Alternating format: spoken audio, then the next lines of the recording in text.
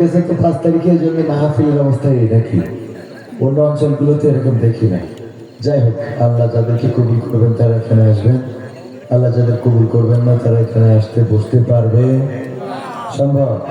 তাই যদি হতো তাইলে লাহাবেরও হৃদায়ত হতো। আল্লাহ যখন সূরা লাহাব নাজিল করলো, অন্তত তার মধ্যে এতটুকু চিন্তা হওয়া দরকার ছিল যে আল্লাহ যেহেতু কোরআনে আমাদের বলেছে, দেখি কোরআনটারে মিথ্যা বানায়, আমি কাপড়ে মুসলমান হব। যদি আবু লাহাব মুসলমান হইতো তাহলে কোরআন মিথ্যা হয়ে যেত। বোঝেননি? এটা চিন্তা করেছেন কখনো? ওর নামে সূরা নাজিল হলে যে ওর জন্য জাহান্নাম রেডি করা আছে, ও যদি বলতো আমি মুসলমান হয়ে গেলাম, তাহলে ওই কোরআনের ওই আয়াতগুলো কি হয়ে যেত? মিথ্যা হয়ে যেত। আল্লাহ কবুল করে না। সুতরাং সবাইকে এই মজলিসে আল্লাহ কবুল করবেন। إن الحمد لله نحمده ونستعينه ونستغفره ونؤمن به ونتوكل عليه ونعوذ بالله من شرور أنفسنا ومن سيئات أعمالنا من يهده الله فلا مضل له ومن يضلله فلا هادي له ونشهد أن لا إله إلا الله ونشهد أن سيدنا محمدا عبده ورسوله الذي أرسله بالحق بشيرا ونذيرا وداعيا إلى الله بإذنه وسراجا منيرا فقد قال الله تعالى في كلامه المجيد والفرقانه الحميد সবাই পড়েন আউযু বিল্লাহি মিনাশ শাইতানির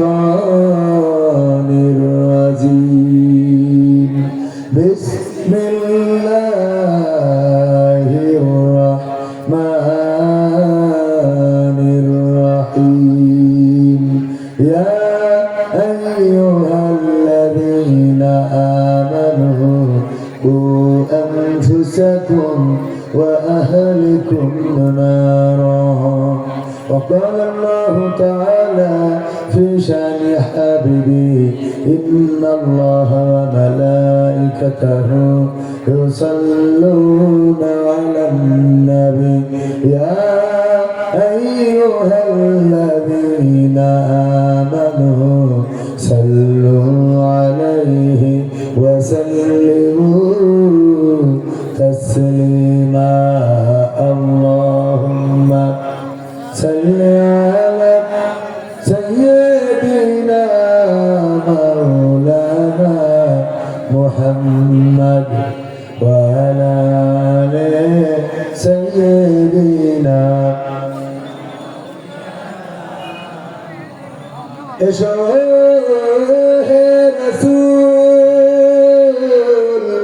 আমার ফিরি আমাদের মাঝের নতুন করে খুদবা দিতে কাবার মিনার পরে আল্লাহুম্মা সাল্লি আলা সাইয়্যিদিনা মাওলানা محمد وعلى آل سيدنا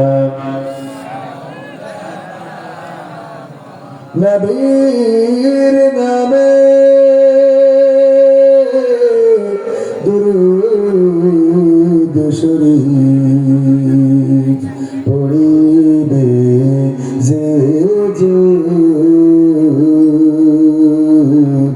তার জন্য যে হারাম হবে জাহান্নামের আগুন আল্লাহুম্মা সাল্লি আলা সাইয়্যিদিনা মাওলানা মুহাম্মদ ওয়া আলা আলি সাইয়্যিদিনা لا إله إلا الله লা ইলাহা ইল্লাল্লাহ লা ইলাহা ইল্লাল্লাহ লা ইলাহা লা ইলাহা ইল্লাল্লাহ মুহাম্মাদুর রাসূলুল্লাহ সুবহানাল্লাহ walhamdulillah la ilaha subhanallah walhamdulillah la ilaha subhanallah walhamdulillah la ilaha illallah মুহাম্মাদুর রাসূলুল্লাহ সাল্লাল্লাহু এত টাকা থাকার পরে এত টাকা থাকার পরে আর টাকার প্রয়োজন সুন্দর নারী রঙের বাড়ি তবু ভরে না ঠিক না ভাই ঠিক এত টাকা থাকার পর এত টাকা থাকার পর আর টাকার প্রয়োজন সুন্দর নারী রঙের বাড়ি তবু ভরে না মন সুন্দর নারী রঙের বাড়ি তবু ভরে না মন ডাক দিলে রব যাইতে হবে ডাক দিলে রব যাইতে হবে সে কথা কি আছে স্মরণ সুন্দর নারী রঙের বাড়ি তবু ভরে না মন কে পাঠালো এই ভুবনে কে খাওয়ালো রোজ ভুলেও কি একটি বারো রাখিস রে তার খোঁজ কে পাঠালো এই ভুবনে কে খাওয়ালো রোজ ভুলেও কি একটি বারো রাখিস রে তার খোঁজ যার দয়াতে আসলি ভবে ভুলে গেলি কেন তবে যার দয়াতে আসলি ভবে ভুলে গেলি কেন তবে বল না আছে কোন সে কারণ সুন্দর নারী রঙের বাড়ি তবু ভরে না মন সুন্দর নারী রঙের বাড়ি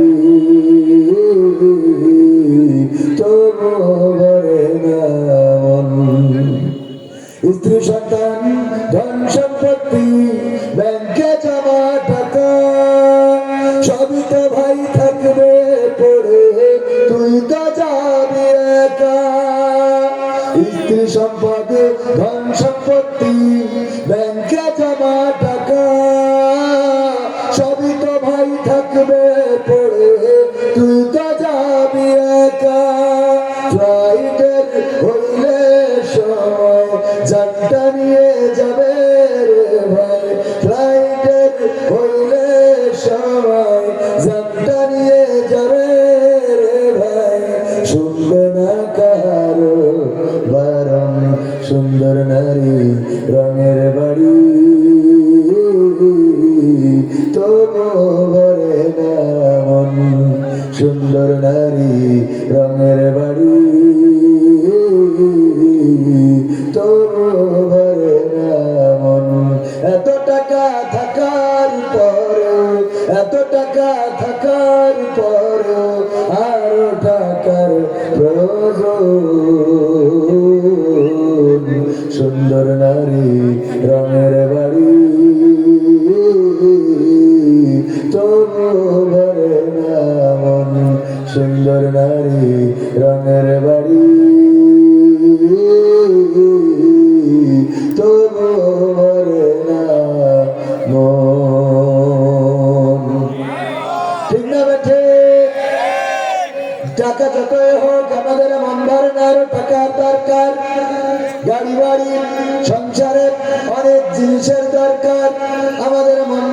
সুন্দর নারী, সুন্দর গাড়ি বাড়ি সব আছে, তারপরেও আরো প্রয়োজন, আরো প্রয়োজন, আরো প্রয়োজন। বিশ্বনবী বলেছেন আমার উম্মতের চাহিদা ততদিন পূরণ হবে না যতদিন না তাদের পেটে কবরের মাটি ঢুকবে। ঠিক না বেঠে? কবরের মাটি না ঢোকা পর্যন্ত আমাদের চাহিদার শেষ নাই। আমরা যত পাই তত চাই, আরো দরকার, আরো দরকার। ক্ষমতা যদি একবার পাই আর চেয়ার ছাড়তে চাই না। 16 বছর পরে আবার হরতালটাকে বলেন, ঠিক না বেটে? 16 বছর পরে এসে বলে আবার দেখা হবে, ঠিক না বেটে? চাহিদা পূরণ হয় না, অথচ বলে আমরা একবার সুযোগ চাই। আমি গতকালকে মনে আলোচনা করছিলাম, এমন কোন চেয়ারম্যান কি পেয়েছেন যে চেয়ারম্যান ভোটে দাঁড়ানোর সময় বললো একটা বার আপনাদের কাছে সুযোগ চেয়েছি, একবার, এই একবার চেয়ারম্যান হয়েছে আর দাঁড়ানো? এরকম চেয়ারম্যান পাওয়া যায়? ওই একবার চেয়ারম্যান হয়ে মজা বুঝে যায়, এরপরে যে আবার এগেই ফেল করলেও ট্রাই করতে থাকে আমার ইত্তেফাক। ঠিক না ঠিক? তার মানে আমাদের চাহিদা শেষ নাই, কিন্তু একদিন আমাদের কবর দেশের বাসিন্দা হয়ে যেতে হবে। পোস্টার এখানে নাই, কেন একটা পোস্টার তো থাকা দরকার ছিল। তো আমরা এই দুনিয়ার জীবন যেহেতু ছেড়ে চলে যেতে হবে, সুতরাং পরকালীন জীবনের জন্য প্রস্তুতির দরকার আছে না নেই? প্রস্তুতি নিতে আমরা রাজি আছি, কিন্তু রাজি আছি সুবিধাবাদ জিন্দাবাদ। যতটুকু আমাদের গায়ে না পড়ে ততটুকু, গায়ে পড়লে আমরা সেই পথে রিভাবটা অল্প কমাই। 3 দিন ব্যাপী ঐতিহাসিক তাফসীরুল কোরআন মাহফিল 11তম। আজকে প্রথম দিবসে সভাপতি জনাব মোহাম্মদ ইমদাদুল ইসলাম এবং জনাব মোহাম্মদ আশরাফুল ইসলাম সাহেব, এছাড়া প্রধান অতিথি হিসাবে আলোচনা করবেন জনাব মাওলানা মোস্তফা মাহবুবুল আলম সাহেব। বিশেষ আলোচক হিসেবে আলোচনা করেছেন জনাব মোহাম্মদ রিফাতুল ইসলাম জিহাদি সাহেব। আমার মঞ্চে আছেন গণ্যমান্য ব্যক্তিবর্গ, যাদের জুতা বহন করে দিতে পারলে নিজেকে ধন্য মনে করতাম।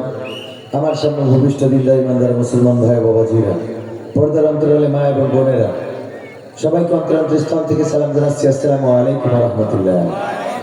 আমরা আল্লাহর শুকরিয়া আদায় করছি যে মহান রব দয়া করে মায়া করে আমাদেরকে মানুষ হিসাবে সৃষ্টি করেছেন। সবাই পড়ছি আলহামদুলিল্লাহ। আল্লাহ চাইলে আমাদের অন্য কোনো প্রাণী করে পাঠাতে পারতেন। অন্য কোনো প্রাণী করে যদি পাঠাতেন, তাহলে আমি প্রায়ই দেখি রাস্তায় শিয়াল মরে পড়ে থাকে, আর শিয়ালের সঙ্গী বা সঙ্গিনী এসে ওই লাশটার কাছে, মরা শিয়ালের কাছে এসে কান্নাকাটি করে। আমি যতটা শিয়াল রাতে দেখেছি, এদের দেখেছি জোড়ায় জোড়ায় থাকতো। এরা কুকুরের মতো, কবুতরের মতো অনেকটা, এরা জোড়া নিয়ে চলে। যখন একটা মারা যায় তখন আরেকটা এসে সেখানে কান্নাকাটি করে, কিন্তু কিছু করার নাই। যদি আহত হয়, এই আহত শিয়ালটারে হাসপাতালে চিকিৎসা দেওয়ার মতো কোনো আল্লাহ বলি আছে? না শিয়ালে নিতে পারে, না কোনো মানুষের নেই, নাই কখনো। কুত্তার একটা পা ভেঙে গেছে, এমন একজনে কি আছেন কোনোদিন যে কুত্তার পা ভেঙে গেছে একটু ডাক্তারের কাছে নিয়ে যায়? বরং তার কষ্টের কথাটাও বলতে পারে না কাউকে। আল্লাহ চাইলে আমাদের এমন কোন প্রাণী করে পাঠাতে পারতেন। আপনাদের কি ছোট মনে হয়ে গেল? আল্লাহ যদি আমাদের মানুষ না বানায়, শিয়াল কুত্তা বিড়াল বানাতেন, আল্লাহ বানাইতে পারতেন। আল্লাহ কারোর কাছে কৈফিয়ত দিতে প্রস্তুত নেই, বলেন ঠিক না বেঠিক? আল্লাহ কাউকে কৈফিয়ত দেন না এবং তার কাছে কেউ কৈফিয়ত চায় না। তিনি কারো মুখাপেক্ষী নন এবং তার কাছে সবাই মুখাপেক্ষী, বলেন ঠিক না বেঠিক? আমরা সবাই তার কাছে মুখাপেক্ষী, কিন্তু তিনি কারো কাছে মুখাপেক্ষী নন। তিনি কাউকে জন্ম দেননি, তাকেও কেউ জন্ম দেয়নি। সূরা ইখলাস দিয়ে আল্লাহ রাব্বুল আলামিন সুন্দর করে তার পরিচয়টা 4টা আয়াতে তুলে ধরেছেন, বলেন সুবহানাল্লাহ। তো ভাইরা আমার, যদি কুকুর বানাতেন, শিয়াল বানাতেন, তাহলে আমাদের অবস্থা, আমাদের কষ্টের কথা আমরা কাউকে বলতে পারতাম না। আল্লাহ মানুষ বানিয়েছেন, তাই পেট ব্যথা করলে ডাক্তারকে বলতে পারি, আমাদের শরীর খারাপ করলে ডাক্তারকে বলতে পারি, মাকে বলতে পারি, বাবাকে বলতে পারি। অথচ এই কুকুর, এই শিয়াল, বনের পাখি, এমনকি তরুলতা পর্যন্ত আল্লাহর শুকরিয়া আদায় করে। আর আল্লাহ তাদেরকে আশরাফুল মাখলুক বানিয়েছেন, যাদেরকে সৃষ্টির শ্রেষ্ঠ বানিয়েছেন, এই মানুষেরা আল্লাহর শুকরিয়া আদায় করে না। ঠিক না বেঠে?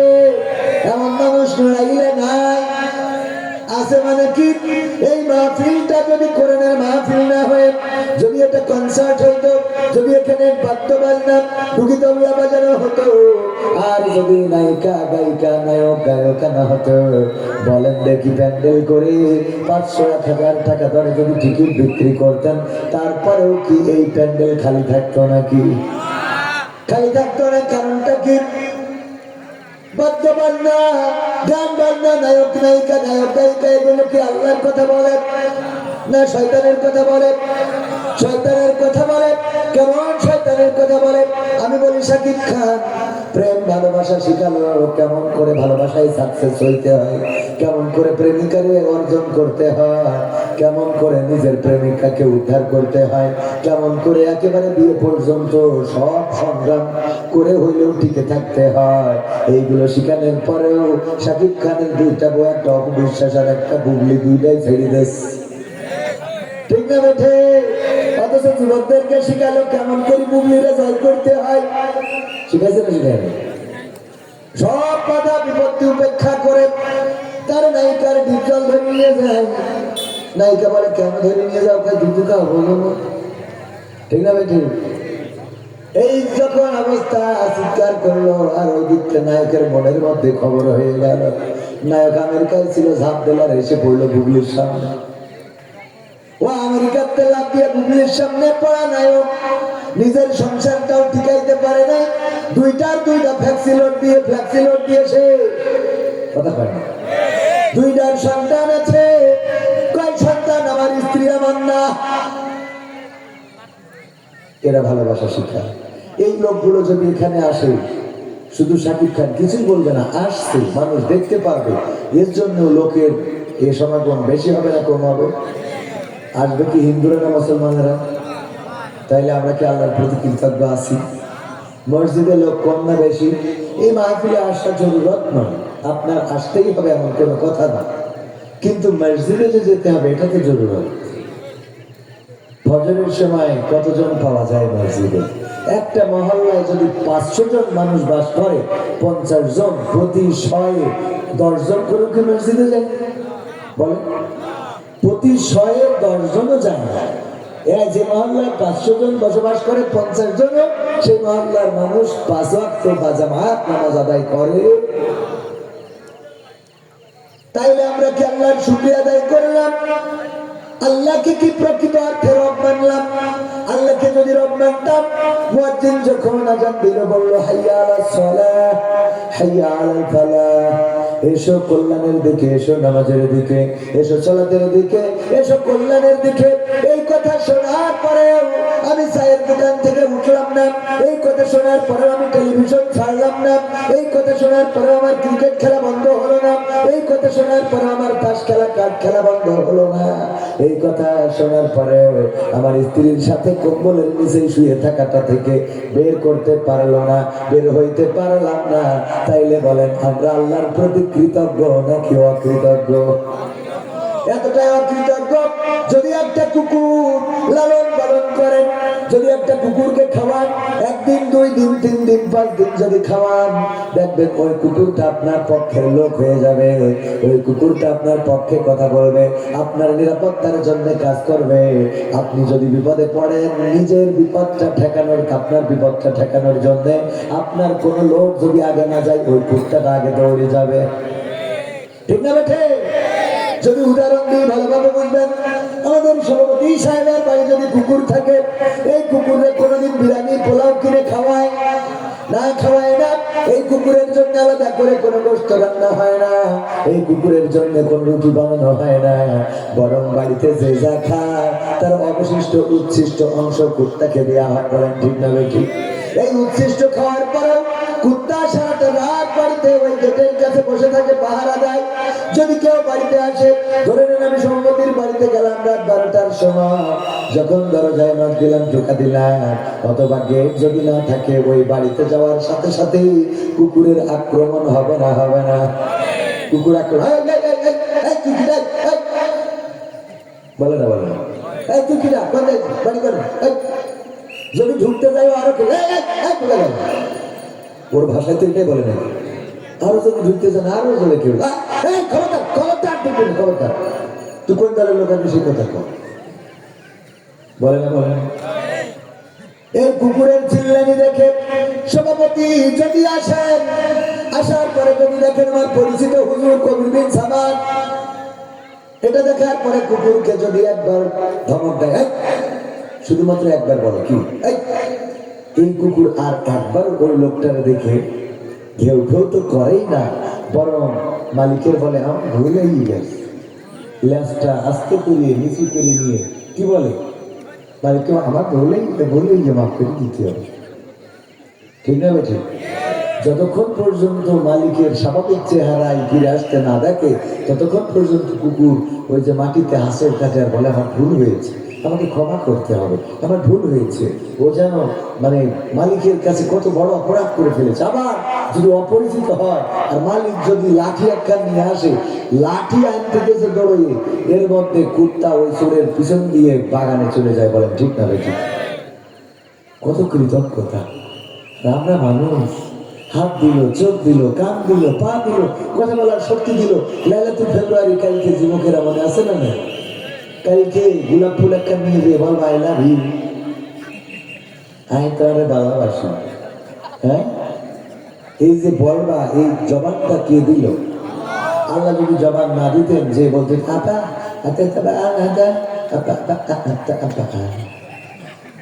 বলতো তোর সাথে বুবার সাথে কি এখন প্রেম করি মরব, কথা বোঝেন না? মনের কথাটা কইতে পারতেন, বুঝে নেই, মনের কথা বলতে পারতেন না। এই জবান দিয়েছেন কে? সে আল্লাহর শুকরিয়া আদায় করে বলে আলহামদুলিল্লাহ। বোবা লোকে চলতে পারে, বলতে পারে না, পঙ্গু লোকে বলতে পারে, চলতে পারে না, কানা লোকে শুনতে পারে, দেখতে পারে না, কালা লোকে দেখতে পারে, শুনতে পারে না। তুমি যদি তাদের চেয়ে একটু ভালো থাকো, তবে কেন শুকরিয়াটা আদায় করো না? তবে কেন শুকরিয়াটা আদায় করো না? তবে কেন শুকরিয়াটা আদায় করো না? চোখ দুটো দিল দেখতে তোমার, শুনতে দিল কান, জিহ্বা দিল স্বাধীনতা আর নাকে সুগুরান। চোখ দুটো দিল দেখতে তোমার, শুনতে দিল কান, জিহ্বা দিল স্বাধীনতা আর নাকে সুগুরান। এবার তুমি ভেবে দেখো না, এবার তুমি ভেবে দেখো না, কতটা সুখে তাপ। তবে কেন শুকরিয়াটা আদায় করো না? তবে কেন শুকরিয়াটা আদায় করো না? তবে কেন শুকরিয়াটা আদায় করো না? তবে কেন শুকরিয়াটা আদায় করো না? হাত দুটো দিল মারতে তোমার, যখন যারে চাও মারা যান দিয়েছে। হ্যাঁ, মনে মনে করছিল ঠিক বলবো না বেঠিক বলবো, কিন্তু হুজুর যেহেতু বলেছে তাহলে ঠিক বলে। হাত কি মাইতে দিয়েছে? হাত দুটো দিল ধরতে তোমার, যখন যেটা চাও, যেটাই সেটাই যাওয়ার জন্য দিলেন দুটি পাও। হাত দুটো দিল ধরতে তোমার, যখন যেটা চাও, যেটাই সেটাই যাওয়ার জন্য দিলেন দুটি পাও।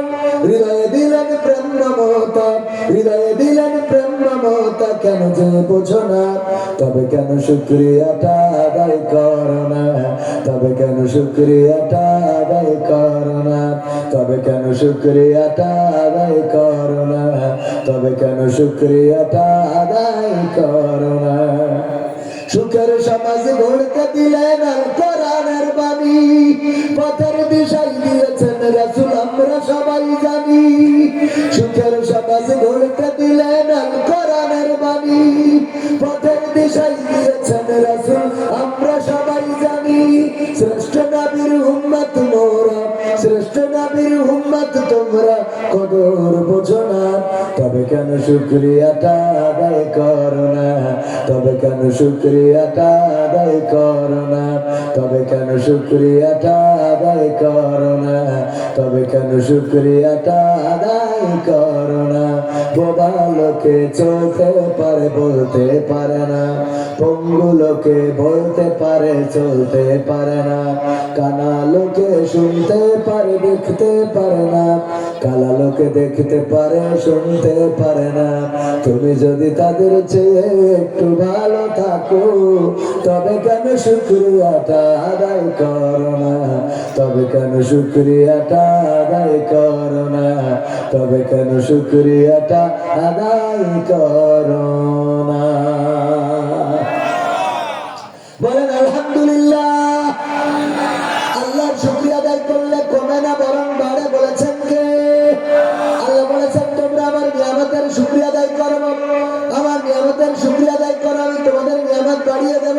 আল্লাহর শুকরিয়া আদায় করলে নিয়ামত বেড়ে যায়, আর যারা নাশুকরি করে তাদের নিয়ামত সংকুচিত হয়ে যায়। আল্লাহ বলেছেন ফাযকুরুনি আযকুরকুম ওয়াশকুরুনি ওয়ালা তাকফুরুন। তোমরা আমাকে স্মরণ করো, আমিও তোমাদেরকে স্মরণ করব। আর আমার নিয়ামত খেয়ে, আমার নিয়ামত পেয়ে তোমরা অকৃতজ্ঞ হইও না। ওগো আমার ভাইরা, কত নিয়ামত আল্লাহ দিয়েছেন, না চাইতেন আল্লাহ রাব্বুল আলামিন অনেক কিছু আমাদের দিয়েছেন। বন্ধু করেন নাই, অন্ধ করেন নাই, বোমা করেন নাই, আমাদের হাত দিয়ে নেন নাই, পা দিয়ে নেন নাই, চলার শক্তি, বলার শক্তি, দেখার শক্তি, শোনার শক্তি দিয়েছেন। শরীরের মধ্যে অনেকেই আছে তেমন কোন রোগ দেয় না। যাদের কিডনি নষ্ট হয়ে গেছে তারা জানে কি জিনিসটা হারাইছে। 2 দিন সপ্তাহে ডায়ালাইসিস করা লাগে, আর এই ডায়ালাইসিস করার জন্য পুরো দিনটাই নষ্ট হয়ে যায়। ও আমার ভাইরা, শুধু তাই না, একবার ডায়ালাইসিস করতে 2-2.5 হাজার টাকা লাগে, আর 2-2.5 হাজার টাকা দিনে বছর মাস সপ্তাহে 2 বার লাগলে আপনার 5,000 করে টাকা লাগতো, মাসে লাগতো 20,000 টাকা, আর বছরে কত লাগতো? 12 দুগানা কত? 24, 2,24,000, 2,40,000 টাকা আপনার বছরে শুধুমাত্র ডায়ালাইসিস করার জন্য লাগতো। আল্লাহ কিডনিটা নষ্ট করেন নাই, আল্লাহ কিডনিটা খারাপ করেন নাই, আল্লাহ রক্ত পরিশোধনের জন্য আজ পর্যন্ত কিডনিটা ভালো রেখেছে। তার মানে প্রতি বছর অন্তত আপনার শুধুমাত্র টাকা বেঁচে গেল কত? 2,40,000 টাকা এমনিতেই বেঁচে গেল ডায়ালাইসিস ছাড়াই। আর কিডনি নষ্ট হইলে তো এমনি নেটওয়ার্কের বাইরে যেতে হবে, ঠিক না ভাই? ঠিক।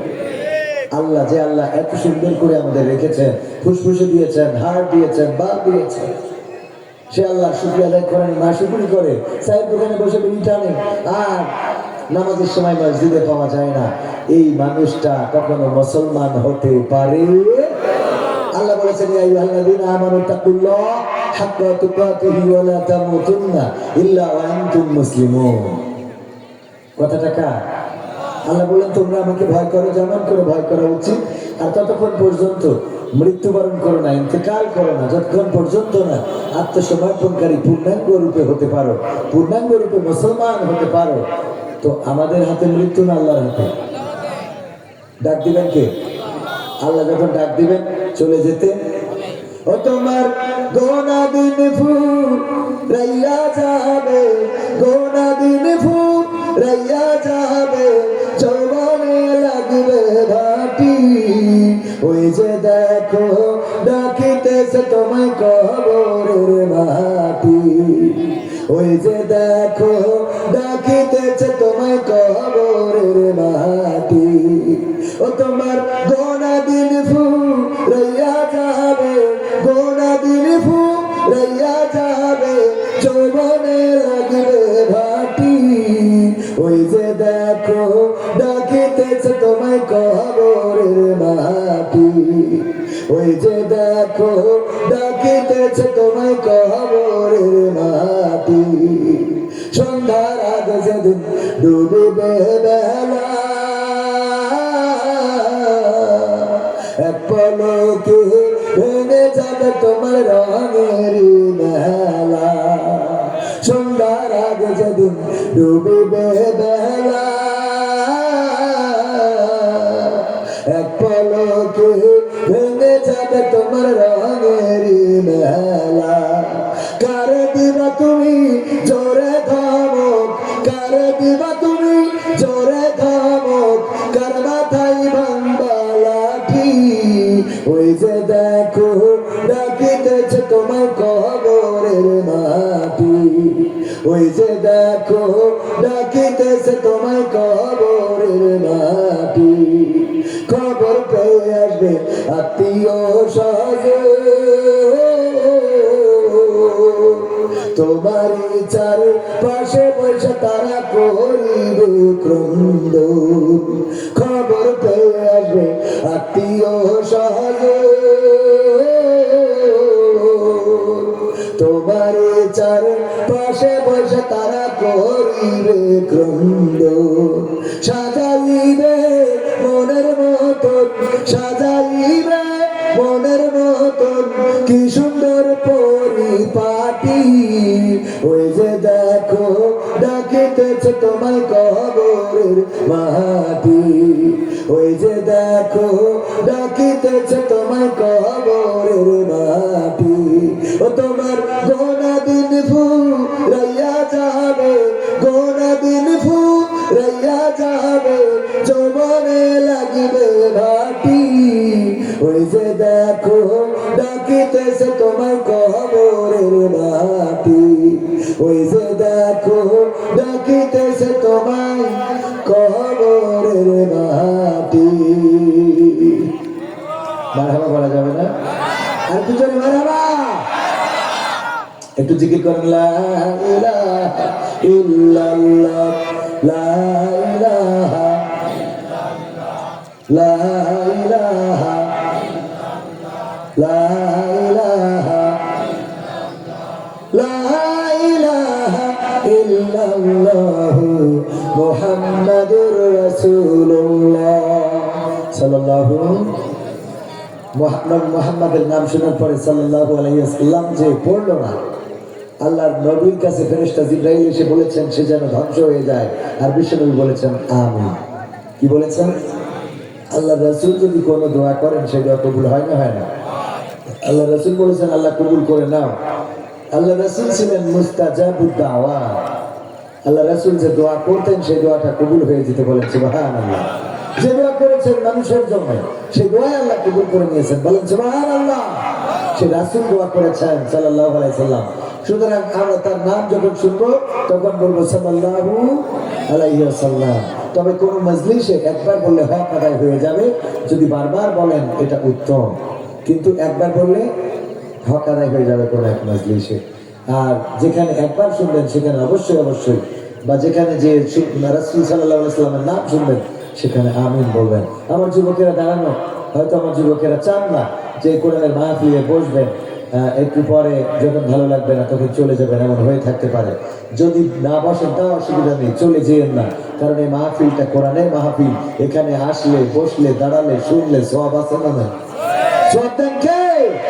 শুধু সওয়াব আছে না, বরং যতক্ষণ বসে থাকবেন শুনবেন ততক্ষণ আল্লাহর নবী বলেছেন আপনার আমল নামা থেকে গুনাহগুলো, সগীরা গুনাহগুলো মাফ হতে থাকবে, ঝরে যেতে থাকবে, বলেন সুবহানাল্লাহ।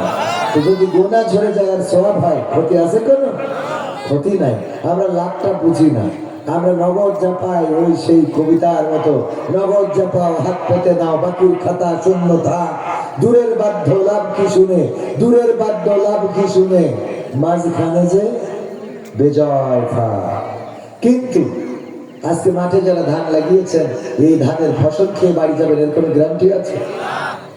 আজকে যারা মাহফিলে এসেছেন, আল্লাহ না করুন যদি এই রাতটা আমাদের জীবনের শেষ রাত হয়ে যায়, আল্লাহ রাব্বুল আলামিন এই জীবনের শেষ রাত যদি এটা করে দেন,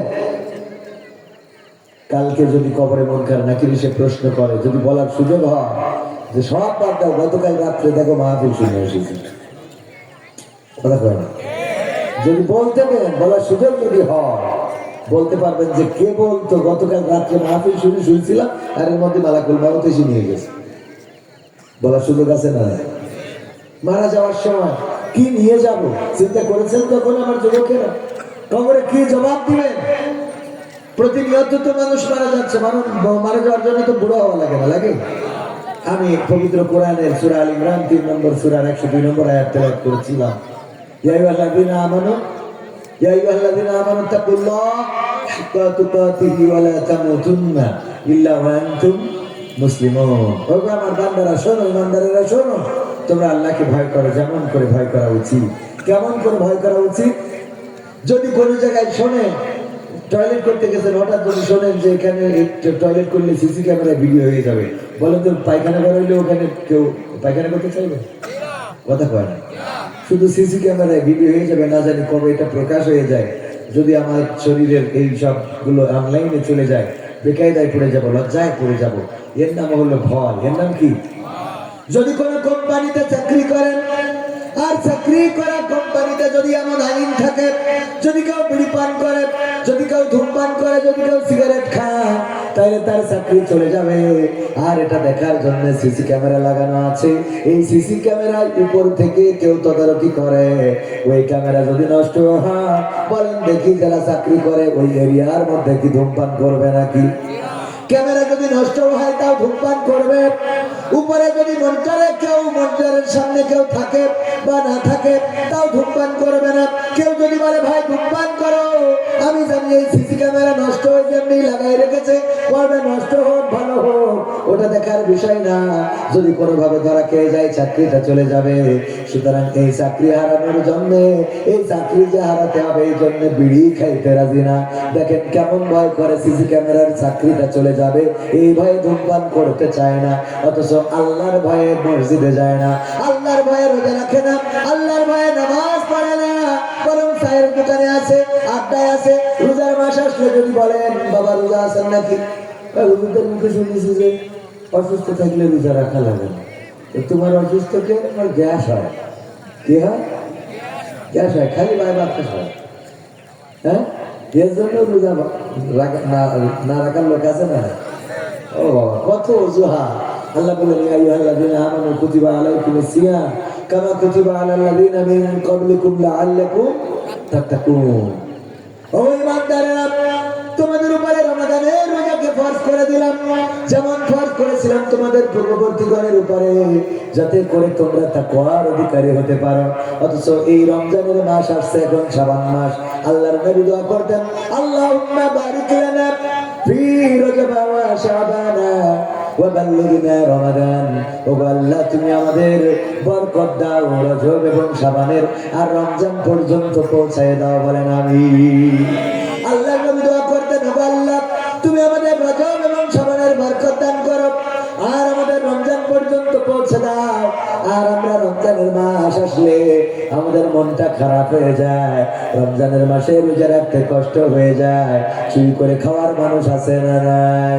চুরি করে যারা খায়, ওই তো দেখবেন পর্দা করে দেয়, নিজে বোরকা পরুক আর না পরুক, নিজের বউ পর্দায় রাখুক আর না রাখুক, রমজান মাসে নিজের দোকানের বোরকা পরায়।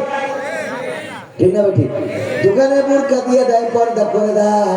ও আমার ভাইরা, এই কাজ যারা করলো আর ওই পর্দার মধ্যে যে যারা খাইলো, বলেন দেখি ওরা কি আল্লাহর ভয় পাইলো? অথচ ধূমপান করে না সিসি ক্যামেরার ভয়ে, তাইলে ওর কাছে আল্লাহ থেকে সিসি ক্যামেরা বড়। ঠিক না ঠিক? রিজিকের মালিক কে? রিজিকের মালিক রাজ্জাক। যদি কেউ রাজ্জাকের কাছে নিবেদিত প্রাণ হতে পারে, যদি কেউ রাজ্জাককে বলতে পারে ইন্না সালাতি ওয়া নুসুকি ওয়া মাহইয়ায়া ওয়া মামাতি লিল্লাহি রাব্বিল আলামিন। ও আল্লাহ, নিশ্চয় আমাদের সালাত, আমাদের কুরবানি, আমাদের জীবন, আমাদের মরণ তোমার জন্য, বিশ্বের প্রতিপালক আল্লাহর জন্য। এই কথা যদি কোনো বান্দা বলতে পারে, তার জন্য অভিভাবক কে হয়ে যান? যে আল্লাহর জন্য হয়ে যায়, আল্লাহ তার জন্য হয়ে যায়। যে আল্লাহর জন্য চিন্তা করেন, আল্লাহ তার রিজিক বাড়িয়ে দেয়। যে আল্লাহর কাছে নত হয়, আল্লাহ রাব্বুল আলামিন তার পথটা সহজ করে দেন। যে আল্লাহর কাছে ফরিয়াদ করে, আল্লাহ তার চাওয়া অপূর্ণ রাখেন না।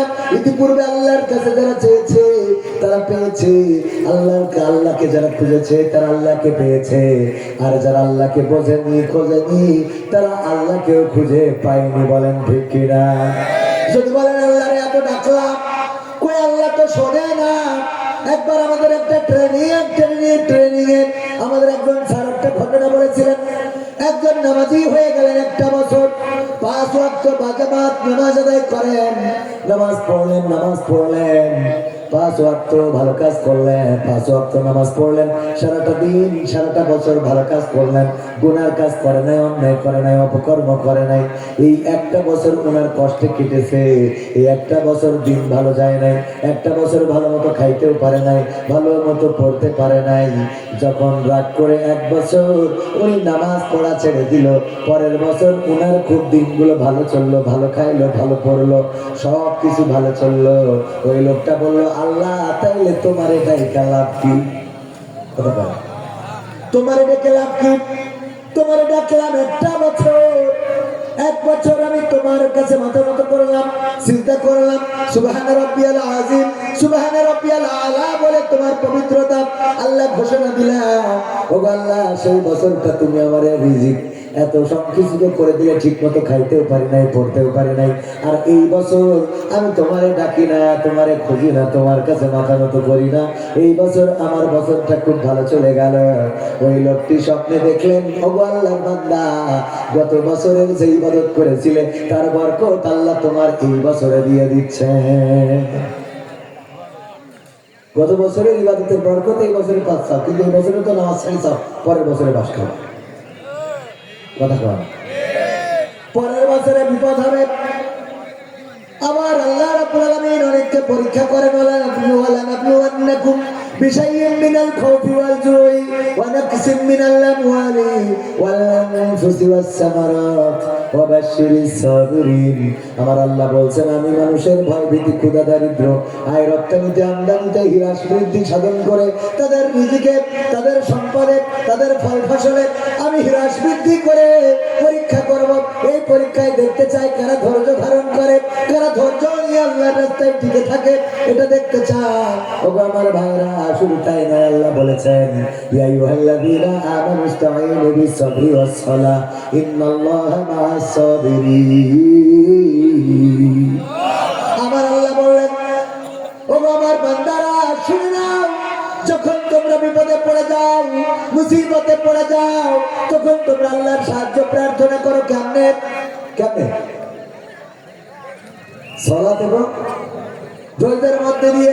কিন্তু আমাদের দেশে আমরা দাদার কাছে সাহায্য চাই, বলি দাদা তুমি ছাড়া উপায় না রে। বলেন ঠিক কিনা? ক্ষমতায় কেউ স্থায়ী হয় না, হোক না সে হাসিনা কিবার হেনা, সে আরটা চিরকাল থাকে না। ক্ষমতায় কেউ স্থায়ী হয় না, মুজিবুর বেশি দিন থাকেনি, জিয়াউর কেউ তো রাখেনি। মুজিবুর বেশি দিন থাকেনি, জিয়াউর কেউ তো রাখেনি। এরশাদ চলে গেছে পৃথিবী ছেড়ে, এরশাদ চলে গেছে পৃথিবী ছেড়ে, কেউ আজ তার কথা কয় না। ক্ষমতায় কেউ স্থায়ী হয় না, হোক না সে হাসিনা কিবার হেনা, সে আরটা চিরকাল থাকে না। হাসিনা ক্ষমতা ধরে রাখতে আয়না ঘর বানিয়েছিল, জনগণের রোশনালে দাদার দেশে পালিয়ে গেল। হাসিনা ক্ষমতা ধরে রাখতে আয়না ঘর বানিয়েছিল, জনগণের রোশনালে দাদার দেশে পালিয়ে গেল। বিবি হারুনের পাশে আর, বিবি হারুনের পাশে আর পরিমণিদের দেখা যায় না। ক্ষমতায় কেউ স্থায়ী হয় না, হোক না সে হাসিনা কিবার হেনা, সে আরটা চিরকাল থাকে না। ঠিক না বেঠে? রাজ্যের রিজিকের মালিক কে? হায়াতের মালিক কে? মৌতের মালিক কে? হেফাজতের মালিক কে? আল্লাহ উত্তম হেফাজত গরিব, অথচ আল্লাহর কাছে সাহায্য না চেয়ে যারা আল্লাহকে মানতে পারে না তারা সাহায্য চেয়েছে দাদার কাছে। আর দাদার কাছে সাহায্য চাওয়ার কারণে দাদা সাহায্য দিয়েছে ঠিকই, দাদা আশ্রয় দিয়েছে, কিন্তু দাদার দেশে থেকে যখন আমার কথা বলেছে তখন বাড়ি ঘর গুলো সব ভেঙে চুরে একেবারে তছনছ করে দিয়েছে। বলেন ঠিক কিনা? যদি আল্লাহর কাছে সাহায্য চাইতো, আর আল্লাহর কাছে সাহায্য চাইলে যদি জেলখানে যাইতো আল্লাহ আছে না নাই? যদি রিমান্ডে যেত সেখানে আল্লাহ আছে না নাই? যদি ফাঁসির কাছে ঝুলতো সেখানে আল্লাহ আছে না নাই? যদি মারা যেত কবরে যেত সেখানে আল্লাহ আছে না নাই? কিন্তু দাদাই আমার শুধু ভারতে আছে, দিল্লিতে আছে, কলকাতায় আছে। ওই দাদা এখন বাংলাদেশে আসার সুযোগ, দাদা বাংলাদেশে না। আল্লাহর কাছে সাহায্য চাইলে আল্লাহ রাব্বুল আলামিন হয়তো এমন কোন রাস্তা করে দিতেন এই জমিনে, এই জমিনের পরে কারাগার, রিমান্ড, ফাঁসি যাই হোক না কেন, অন্তত বঙ্গবন্ধুর স্মৃতি বিজড়িত বাড়িটা অন্তত হয়তো ছাড়তে হতো না, ভাঙা দেখতে হতো, কথা হতো। আমরা সাহায্য চাইবো তাইলে কার কাছে? আল্লাহর কাছে সাহায্য চেয়েছে যারা, পেয়েছে তারা ইতিহাস সাক্ষী। মুসা আলাইহিস সালাম নদীর কিনারায় পৌঁছে গেল। আপনারা সবাই জানেন মুসার সাহাবীরা বলল, গো মুসা আর কোন রাস্তা নাই, তুমি বিপদে ফেলে দিয়েছো। আর মুসার সাহাবীরা ছিল একটু টেরা কিলাসে। কি কিলাসে? টেরা বললেন তো, খুব বাঁকা, সিজদা তো করবেই না। চিন্তা করবে না বলে আল্লাহ বললে একটা গেট বানাও, এমন একটা গেট বানাও যে গেটের নিচেই যেন মাথা নিচু করে ঢুকা লাগে। এমন গেট অনেক সময় আছে না নাই? গেট আছে, গেটের সাথে পকেট দরজা, এমন দরজা যে খুলে আস্তে করে মাথা নিচে করে ঢুকাইতে হয়। এই গেট করলো যে ওরা যেন অন্তত আল্লাহর জন্য মাথাটা নত করে। ও আল্লাহ, ওই তেরা সাহাবীরা বুঝে ফেলাইছে যে আমাদের মাথা নত করাবে আল্লাহর কাছে, এই জন্য আগে পা ঢুকাই দেয়। কি ঢুকাইছে? চিন্তা করা যায়। এক পাগলকে বলতেছে তুমি পাগল হয়ে যাও কেমনে? তাই আমি আসলে পাগল হয়েছি কাজের ভয়তে। কে ভাই? কাজের ভয়তে। এই অনেক সময় ভিডিও চোখের সামনে পড়ে, তাই আমি কিন্তু আসল পাগল না, আমি পাগল হয়েছি কাজের ভয়তে। কাজ করবো না, এই পাগল আমি কিন্তু খেয়ে বেড়াই, কাজের ভয়তে পাগল হয়েছে। কে ভাইতে? তাই আমি মিথ্যে বলি তো লাভ নেই, কাজের ভয়তে পাগল হয়েছি। আর মুসা আলাইহিস সালামের সাহাবীরা ছিল এত তেরা, ওদের বান্না সালোয়া দেওয়া হয়, বাচ্চা থেকে খাবো না, আমাদের দুই চাষ করি করে। আমি মিথ্যে বলছি না? তাহলে ঠিক বলতে কষ্ট হলো কেন? কোরআনে আছে না নাই? বললো আমরা এই ভাত আর খাবো না। এই বান্না সালোয়া কি আরাম ছিল, খালি হাড়িগুলো পরিষ্কার করে ঢাকনা দিয়ে রেখে আসবে। আর ওই রেখে দেওয়া হাড়িতে যখন যাবে যেই দেখবে খাবার হয়ে আছে, খেয়ে আসছে মতো কুপান দিয়ে আবার ওই হাড়ি রেখে দেবে পরিষ্কার করে, আবার ওর মধ্যে খাবার ভরে যাবে। এমন আরাম যদি পাওয়া যায় বলেন চাষ করার কি দরকার আছে? তার মানে বলেন কেমন তেরা ছিল। এই তেরা সাহাবীরা বলতেছে, ওগো মুসা তুমি নিজেও বিপদে পড়েছাও, আমাদেরও বিপদে ফেলাইছাও কেন?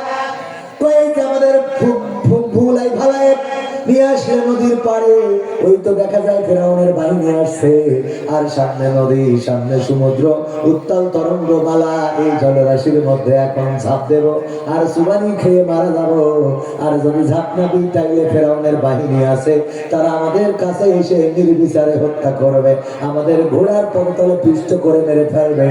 ওগো মুসা বলো এখন কি হবে? আল্লাহর নবী মুসা আলাইহিস সালাম বললেন, লা তাকনাতু মির রাহমাতিল্লাহ।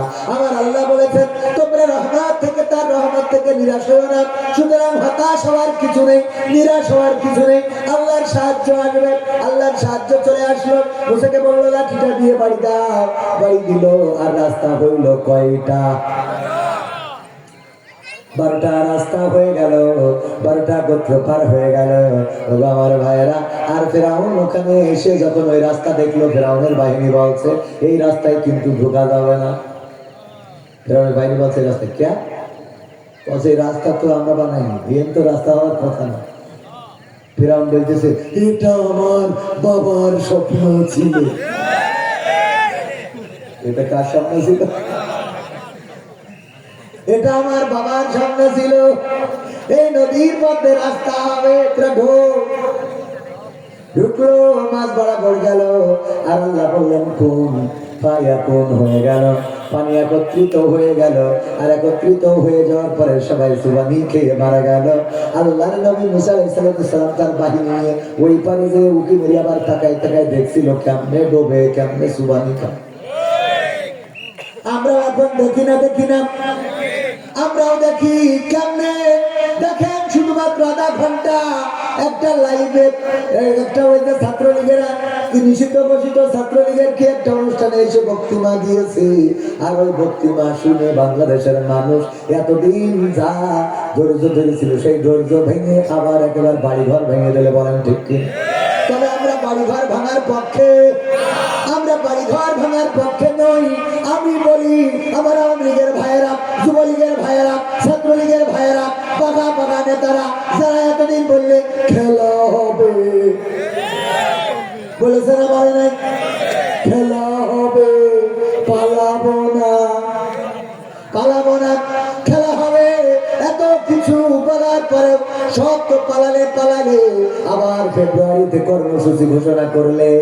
যখন বঙ্গবন্ধুর এই বাড়িটা ভাঙা হলো, এত স্মৃতি বিজড়িত বাড়ি, যে বাড়িতে শেখ রেহেনা, শেখ হাসিনা, শেখ জামাল, শেখ কামাল, শেখ রাসেল ঘুরেছে বেরিয়েছে, সেই বাড়িতে বঙ্গবন্ধু, যেই বাড়িতে ছিল শেখ ফজিলাতুন্নেসা, শেখ ফজিলাতুন্নেসা যেই বাড়িতে ছিল, যেই বাড়িটা এত স্মৃতি বঙ্গবন্ধু আমাদের ভাইরা তো বলে জাতির পিতা, বলেন ঠিক না বেঠিক?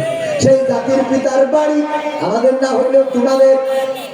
এই বাড়িটা যখন ভাঙলো, একজনের রাজপথে দাঁড়াইল না, আবার সব দোকানে ব্রিটেন বারবার বাদে আমার দেখা হবে। এইটা মানবো? মানা যাবে? তুমি যে কত বড় পালোয়ান, তুমি যদি এত বড় পালোয়ান হইতো অন্তত ধানমন্ডি এইটা নিয়ে প্রতিবাদ করতো, ঠিক না বেঠিক? ইতিপূর্বে বলতো আসো খেলা হবে, আর যখন খেলা করতে চাইল প্লেয়ার এই শিখাকে মাঠ ফাঁকা ফাঁকা, ঠিক না বেঠে? আমাদের প্লেয়াররা আল্লাহর কাছে মাথা নত করেছে, সুতরাং তারা পালায় না। ইসলামী আন্দোলনের নেতারা, কর্মীরা একজনও কি পালাইছে নাকি? না, পালাই নাই, বরং জেল জুলুম নির্যাতন সহ্য করেছেন, ফাঁসির কাষ্ঠ বরণ করেছেন, নিজেদের জীবনটা উৎসর্গ করেছেন কোরআনের পাখি আল্লামা দেলোয়ার হোসেন সাঈদী। 13টা বছর কারাগারে রইলেন আল্লামা মামুনুল হক। আমাদের মাহফিলে এসেছিলেন যশোরে, ঠিকানা তানজিমুল কোরআন ক্যাডেট মাদ্রাসার উদ্বোধন উপলক্ষে। তিনি এসে প্রশ্ন করলেন, বাবু ভাইয়েরা, কোরআনের পাখি আল্লামা দেলোয়ার হোসেন সাঈদীকে আপনারা কেমন করেছেন, কি জানেন তার সম্বন্ধে? সবাই বলল, আমরা কোরআনের পাখি হিসাবে জানি, কোরআনের কথাগুলো সুরে সুরে বলে। মামুনুল হক বললেন, আপনারা শুধু কোরআনের পাখি হিসাবে জানেন, আর আমি তার এমন খবর জানি 2013 সাল জেলখানায় থাকাকালীন কোরআনের পাখি আল্লামা দেলোয়ার হোসেন সাঈদীর সাথে একসাথে থাকা সৌভাগ্য হয়েছিল। আল্লামা সাঈদী আমাকে বলেছিলেন, এই জেলখানায় আনার পরে আমাকে প্রস্তাব করা হয়েছে, ওগো দেলোয়ার হোসেন সাঈদী, যদি আপনি আমাদের শর্ত মেনে নেন তাইলে মুক্ত করে দেব। সেটা হলো আপনাকে ইসলামী আন্দোলন করা ছেড়ে দিতে হবে। যদি আপনি রাজি থাকেন, আপনাকে মুক্ত শুধু করবোই না, আপনারে ঘর দেব, বাড়ি দেব, গাড়ি দেব, আপনারা এমপি হতে চাইলে এমপি বানাবো, এমনকি যদি মন্ত্রী হতে চান মন্ত্রী বানিয়ে দেব। আল্লামা সাঈদী মামুনুল হককে বলেছিলেন, এত সকল প্রস্তাব আমি ঘৃণা ভরে প্রত্যাখ্যান করেছি। আমি বলেছি, তোমাদের ওই প্রস্তাবের চেয়ে এই জেল খাটাটাই আমি আমার জন্য কল্যাণকর মনে করি। কারণটা কি? কারণ হলো ওই সম্পদের মধ্যে সুখ আছে নাকি? আছে। সম্পদে সুখ নাই, ক্ষমতায় সুখ নাই, 16 বছর চেয়ারে রইল, আর এখন সেই বাংলাদেশে আসার সুযোগ আছে। চট করে ঢুকতে চাই, কার ঢুকতে দেবে কিনা সন্দেহ, ঠিক না বেঠিক? সম্পদে সুখ নাই, একবার এক ফকির এরকম এক স্কুল মাঠে ঘুমায়, পাশে 3 তলা বাড়ি, 3 তলার উপরে রাতের অন্ধকারে যখন ফকিরের ঘুম ভেঙে যায়, ঘুম ভাঙার পরে চোখ ডালে আর দেখে ওই 3 তলার উপরে একজন খালি পিছনে হাত বেঁধে হাঁটে, সামনে যায় পিছনে যায়, আপ ডাউন করে, লেফট রাইট করে, ঘুরে ফেরে, ঘুমায় না। আবার যখন 3টের সময় ঘুম ভাঙে দেখে তাও সে হাঁটাহাঁটি করে, আবার যখন 5টায় ঘুম ভাঙে দেখে তাও হাঁটাহাঁটি করে। একদিন ফকিরের মনে কৌতূহল হলো, কেন এই অবস্থা, উনি কেন সারাটা রাত না ঘুমায় এইভাবে হাঁটাহাঁটি করে? ওনার কাছে যেয়ে বললো, আমি তো ফকির, আপনার এই স্কুলের বারান্দায় থাকি, আমার যখনই ঘুম ভেঙে যায় দেখি আপনি তিনতলার উপরে হাঁটাহাঁটি করেন, কারণটা কি এমন কষ্ট, কি এমন দুঃখ আপনার, কি এমন দুশ্চিন্তা আপনার? বললো, তুমি কি প্র্যাকটিক্যালে বুঝতে চাও? বললো, হ্যাঁ চাই। আপনি এত ধনী, তারপরেও কেন আপনার এই তিনতলার পরে ঘুম হয় না? অথচ আমি ওই স্কুল মাঠে ওই খোলা জায়গায় উপরে শেখ হাসিনা, নিচে খালেদা জিয়া, এই নিয়ে ঘুমাই থাকি। বলেন কি কি হ্যাঁ, মানে ওই ইয়ের মতো হয়ে গেছে। একবার ওই আবু জাহিলের নাম কি ছিল বলেন? আবুল হাকিম। কি আবুল হাকাম, মানে বুদ্ধির বাবা। এরপরে আবু জাহিল হয়ে গেল। কি করি তাও আমি আমার আব্বার কাছে শোনা, একবার নাকি কোনো একভাবে ওই সৌদি আরবে মাঝে মাঝে কিন্তু বন্যা হয়, পানি ভেসে আসে, জানেন আপনারা? তো সৌদি আরবে মরুভূমি মিলে যে পানি ভেসে যায় না তা না, ওদের যখন পানি ভেসে যায় ওদের গাড়ি মাড়ি সব ডুবে যায়। তো সৌদি আরবে বন্যা হয়েছে ওই সময়, তো হইলে একটা ওই ঢেকি জাতীয় ভেসে এসেছে। কি এসেছে? ঢেকি।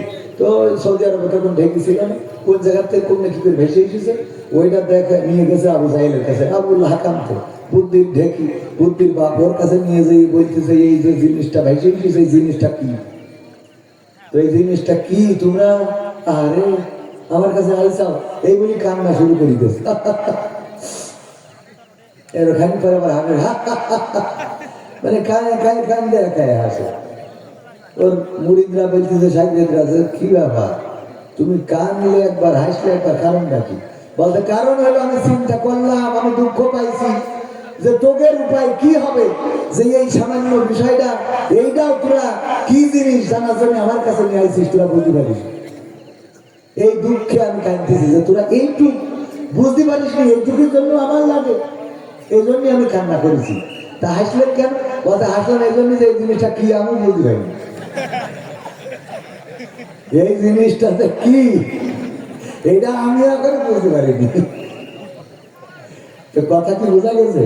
তো যাই হোক, এখন আপনারা এই যে বললাম যে নিচেই খালেদা জিয়া উপরে শেখ হাসিনা, আপনারা হাসলেন, বললেন ঠিক। ঠিক আসলে কি? ব্যানার। কি ব্যানার? ওর কাছে তো আওয়ামী লীগ নাই, বিএনপি নাই, গরিব মানুষ মেজেই বিছানোর জন্য একটা ব্যানার পুরাই এনেছে। সেই ব্যানারে বেগম খালেদা জিয়া, আর একটা ব্যানার এনেছে গায়ে দেওয়ার জন্য, সেইটাই শেখ হাসিনা।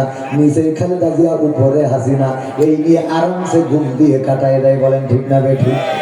আরামসে ঘুমে কাটায়, আর উপরে তিনতলার পরে ঘুমাতে পারে না। ফকির যখন জানতে চেয়েছে, বললো ঠিক আছে তোমারে বুঝাই দিচ্ছি। ঘর থেকে সিন্দুক থেকে 1 লাখ টাকা বের করে এনে বললো, না এই 1 লাখ টাকা আমি তোমারে দিলাম, যাও দিনকাল যেন ভালো করে চলে সেই জন্য তোমারে দিলাম, ভিক্ষে করে খেয়ে বেড়াও, এই 1 লাখ টাকা তোমার আমি অক্ষ করে দিলাম, দান করে দিলাম। ওই 1 লাখ টাকা নিয়ে আসার পরে এইবার ওই রাত্রে ঘুমাবে নিজেই খালেদা জিয়া, উপরে শেখ হাসিনা বিছাইয়ে। চিন্তা করছে ঘুম পড়লি তো টাকা খেয়ে নিয়ে যায় না, যায় আল্লাহ কনে রাখবো টাকা? একবার মাথার তলে রাখে, একবার পাত তলে রাখে, যেমনি রাখে। সারা রাত টেনশন যে কখন চুরি হয়ে যায়। এই টাকা কেউ কি দেখে ফেলেছ কিনা, কেউ বুঝতে পারছে কিনা আমার কাছে টাকা আছে, কেউ বুঝলো কিনা। এই দুশ্চিন্তা করতে করতে সারাটা রাত পার হয়ে গেছে। ফজরের সময় টাকা নিয়ে গিয়ে ওই বড় লোকের বলছে, না টাকা তোর 1 লাখ টাকা নিয়ে আমি সারা রাত জেগে থাকতে পারি না। এখন কি বোঝা গেছে আমি ঘুমাই না কেন? আমি ভালো করে বুঝেছি, তুই তো মরিতেও ঘুমাতে পারবি না। এখন তুই তো মরিও ঘুমাতে পারবি না, কারণ তোমার যে টাকা, আমি এই 1 লাখ টাকা নিয়ে বুঝলাম, এই 1 লাখ টাকায় যদি গোটা রাতের ঘুমটা হারাম হয়ে যায়, তাইলে তোমার কোটি কোটি টাকা, তোমার শুধু রাতের ঘুম না, রাতের ঘুম যাবে, দিনের ঘুম যাবে। এমনকি কবরে যাওয়ার পরেও চোখ বুঝে থাকতে পারবা না, ওখানে যাওয়ার পরেও কুপন খাওয়া লাগতে পারে না, পারে না, পারে না। ওগো আমার ভাইরা, সুতরাং অর্থ সম্পদ, ক্ষমতা, টাকা পয়সা, চেহারা, সৌন্দর্য, এইগুলো আমাদের সুখ দিতে পারে না। যদি তাই পারতো তাইলে পরিমণির 5টা বিয়ে হতো না। ঠিক আছে? ঠিক। পরিমণির কত সুন্দর চেহারা, ওর বিয়ে করে 2-3 মাস পরে কয় তোর চলবে না। ওর মনে আমি বিয়ে করেছি, আমার সাথে বিয়ে করতেছিল, মনে এই মুহূর্তে বলতো আমি 1 পাই খাওয়া কথা কয় না, মানে মনের মধ্যে হয় না, আপনার তো হয় না, মানে কথা করতে মনের মধ্যে বাবা এটা যদি না হয় তাহলে তো আপনার মনই নেই, হয় না? বাজার ভালো কথা বলেছে। আসলে মনের মধ্যেই এরকম একটু সাগান দেয়। এটা যদি শায়েখ আহমদুল্লাহ হুজুরের কাছে প্রশ্ন করছে আমরা মেডিকেল পড়ার জন্য, আমাদের মাঝে মাঝে জোর করে নিয়ে পড়তে হয়। জোর করে কি মানে মাঝে মাঝে প্র্যাকটিক্যালি দেখার জন্য একজন মেয়ে এবং ছেলে একসাথে কোর্স করতে হয়, একসাথে ট্রেনিং করতে হয়। এমন কিছু বিষয় আছে যেগুলো ছেলের শরীর মেয়ে বসবে না, মেয়ের শরীর ছেলে বসবে না, এই জন্য দুইজনকে একসাথে এক হয়ে পড়তে হয়। এতে করে কি আমরা অপরাধী হব, আমাদের গুনাহ হবে, বা আমাদের করণীয় কি? এবং আমরা পড়ার জন্য এটা, তাছাড়া অন্য কোনো উদ্দেশ্য নেই। আল্লাহ আমাদের শায়েখ আহমদুল্লাহ হুজুর বললেন, আপনি আর একজন মেয়ে যদি একসাথে জোর করে পড়তে যান আর যদি একে অপরের মনের মধ্যে কিছু না হয়, তাহলে আমি বলবো আপনি ডাক্তার হয়েও আপনার চিকিৎসা নিতে হবে। কথা কি বুঝেছেন? কারণ আপনার মেশিনের অবস্থা খারাপ, তা না হলে আপনার তো মনের মধ্যে একটা কিছু, তাই না? রাত্রি বলার দরকার নেই, যুবক বলবো, ঠিক আছে? ঠিক, হ্যাঁ। তো এই জন্য আপনার মনের মধ্যে এটা যদি না হয় তাহলে আপনার মন মরি গেছে, আর বাকি জায়গার কথা আর বলা হয়, ঠিক না? ঠিক। আল্লাহ এইভাবেই সৃষ্টি করেছেন, চেহারা থাকলেই আপনার সংসার হবে না। সুন্দরী রমণী সংসার পায় না, বর পায় না, ঘর পায় না, অথচ দেখা যায় দাঁতু কালা কুড়ে, ভালো চেহারা না, ভালো করে কথা বলতে পারে না, সে দেদার সে সংসার করে যাচ্ছে। ভাঙা সংসার জোড়া লেগে যে সংসারে উন্নতি ছিল না, সেই সংসার এখন গরু ছাগল হাঁস মুরগি দিয়ে ভরা, এমন আছে না? নাই? আছে না? তার মানে চেহারায় সুখ আসে না, অর্থ সম্পদে ঘুম হয় না। প্রমাণ তো দিলাম, ওই যে 3 তলার মালিক, 5 তলার মালিক, 10 তলার মালিক, তার ঘুম হয় না। আবার ক্ষমতায় আপনাকে দুশ্চিন্তা মুক্ত রাখতে পারে না শেখ হাসিনা। আর একজন ফকির, কার নিরাপত্তা বেশি? ফকিরের। সে রাস্তায় ঘুরে বেড়ায়, মারার লোক আছে, বরং তার গায়ে যদি কেউ হাত দেয় তাইলে বলবে তুমি ফকির মারলে কেন? ঠিক না? ঠিক। আর শেখ হাসিনা দেখেন, নিজের বাবা যে দেশ বানাই দিয়ে গেছে, জাতির পিতা, সেই জাতির পিতার মেয়ে হইও এই দেশে থাকতে পারে? কথা কয় না? বললো হাসিনা পালাই না, বলি না, বলার পরে পালাইছে না পালায় না? কারণ যখন আপনি আল্লাহর বাইরে অন্য কাউকে প্রভু মানবেন, তখন আল্লাহ রাব্বুল আলামিন আপনাকে পাকড়াও করবেন। আল্লাহ ছাড় দেন কিন্তু ছেড়ে দেন, আল্লাহ ছাড় দেন কিন্তু ছেড়ে দেন না। আয়না ঘর প্রকাশিত হয়েছে, উপদেষ্টা সাথে করে অন্যান্য উপদেষ্টাদের নিয়ে গিয়েছেন, এবং আয়না ঘরে যারা জুলুমের শিকার তারা গিয়েছে, তার মধ্যে ব্যারিস্টার আরমান গিয়েছে। ওগো আমার ভাইয়েরা, মীর কাসেম আলীর সন্তান হাত বেঁধে কেমন করে ছোট্ট কুঠুরিতে রেখেছে। আইয়ামে জাহিলিয়ার সাথে তুলনা করেছেন, উপদেষ্টা বলেছেন একটা কথা আছে, আমরা আইয়ামে জাহিলিয়া শুনেছিলাম, একটা অন্ধকার আচ্ছন্ন যুগ, কিন্তু আমরা দেখেছি এই বাংলাদেশটা, গোটা বাংলাদেশের আনাচে কানাচে সব জায়গায় সেই আইয়ামে জাহিলিয়া কায়েম করে রেখে গেছে। ওগো আমার ভাইয়েরা, এই নির্যাতন, জুলুম, মানুষের কান্না, চোখের পানি, আবু সাঈদের রক্ত আল্লাহ রাব্বুল আলামিনের আরশে আজিম কাঁপিয়ে দিয়েছে। আর তার বিনিময়ে যাদের বাবার দেশ, তারা বাবার দেশ ছেড়ে দাদার দেশে চলে গেছে। বাবার দেশ ছেড়ে দাদার দেশে চলে যেতে হয়েছে। আর যারা বলতো 71-এর রাজাকার এই মুহূর্তে বাংলা ছাড়, এখন সেই অনেকেই বলবে রাজাকাররা নাকি দেশ চালাচ্ছে। বলে না, বলে না, এখন ওদের কথায় দেশ চলছে। ডাক্তার শফিকুর রহমান, আমি তার অ্যাডভাইজার করতে আসি নাই, আমি তার অ্যাডভাইস করতে আসি নাই, আমি তার অ্যাডভাইজার নই। আমি শুধু বোঝানোর জন্য বলছি, ইতিপূর্বে যারা আমির ছিলেন, কেউ মাওলানা, কেউ বা বড় আলেম, কিন্তু এখন যে আমির তিনি হলেন ডাক্তার। কিতাব ডাক্তার। এই ডাক্তারের কথা মানুষের এত ভালো লাগে যে হিন্দুরা পর্যন্ত সেই দল করা শুরু করেছে। আমি বলি ভাইয়েরা আমার, কোরআনের পক্ষে যদি কথা বলে আওয়ামী লীগের কথা ভালো লাগবে না? লাগবে না? বিএনপিরাও যদি কোরআনের পক্ষে কথা বলে ভালো লাগবে না? লাগবে না? আর যদি জামাতে ইসলাম কোরআনের বিপক্ষে কথা বলে সেই কথা কি ভালো লাগবে? না, লাগবে না। আমাদের মেসেজ ক্লিয়ার করে দিতে চাই, যদি এই বাংলার জমিনে আওয়ামী লীগ ইসলাম কায়েম করতে চায়, সেই আওয়ামী লীগের পক্ষে দাঁড়াতে আমাদের কোনো আপত্তি আছে? তবে সেদিন একজন বলছে, আমি বললাম শেখ হাসিনা যদি এই দেশে ইসলাম কায়েম করতে চায় তার পক্ষে থেকে কি আপত্তি আছে? একজন বলছে আছে। কেন বলছো ওতে ইসলাম কেন করে মানে এত রাগ করে আমাদের মসজিদের সাবেক ইমাম ওনাকে একবার বললাম আল্লাহ যদি চান তাহলে শেখ হাসিনাকেও ক্ষমা করে জান্নাত দিতে পারে। বলছে আল্লাহ তোর মতো পাগল হয়ে গেছে, আল্লাহর খুব অসুবিধার মধ্যে হয়ে যাবে আল্লাহ যে ওর জান্নাত দিতেই হবে। আমি বললাম আল্লাহ যদি ক্ষমা করতে চান ক্ষমা করতে পারেন, এটা আল্লাহর ইখতিয়ার, ঠিক না বেটি? আল্লাহ তো কাউকে কৈফিয়ত দিবেন না। আল্লাহ চাইলে আমার মতো আলেমকে জাহান্নামে দিবে, আবার অনেক গুনাহগারকে ক্ষমা করে দিবেন। কোন কাজের ওসিলা, কোন কাজ ভালো কাজ করেছেন জীবনে, এমন একটা কাজ করেছেন কুত্তারে পানি পান করাইছে কে? পতিতা একজন মহিলা কুত্তারে পানি পান করাইছে, ক্ষমা করে দিয়েছেন কে? গোটা জীবন জিন্দেগির গুনাহ ক্ষমা করে জান্নাতের বাসিন্দা বানিয়ে দিয়েছেন, বলেন সুবহানাল্লাহ। আবার একটা বিড়ালকে খাইতেও দেয় না, সেটাও দেয় না। সেও কি মহিলা? এটুকু জানেন না? জানেন, মনে সাহস করে বলছেন সেও কি? আল্লাহ বললেন আমি একজন মহিলার চিৎকার শুনতে পেলাম, জাহান্নামে দেখে একজন মহিলা চিৎকার করে। ফেরেশতা জিবরাইলকে জিজ্ঞাসা করলাম, আমাকে জিবরাইল ওই মহিলার অপরাধটা কি, কোন অপরাধে জাহান্নামে?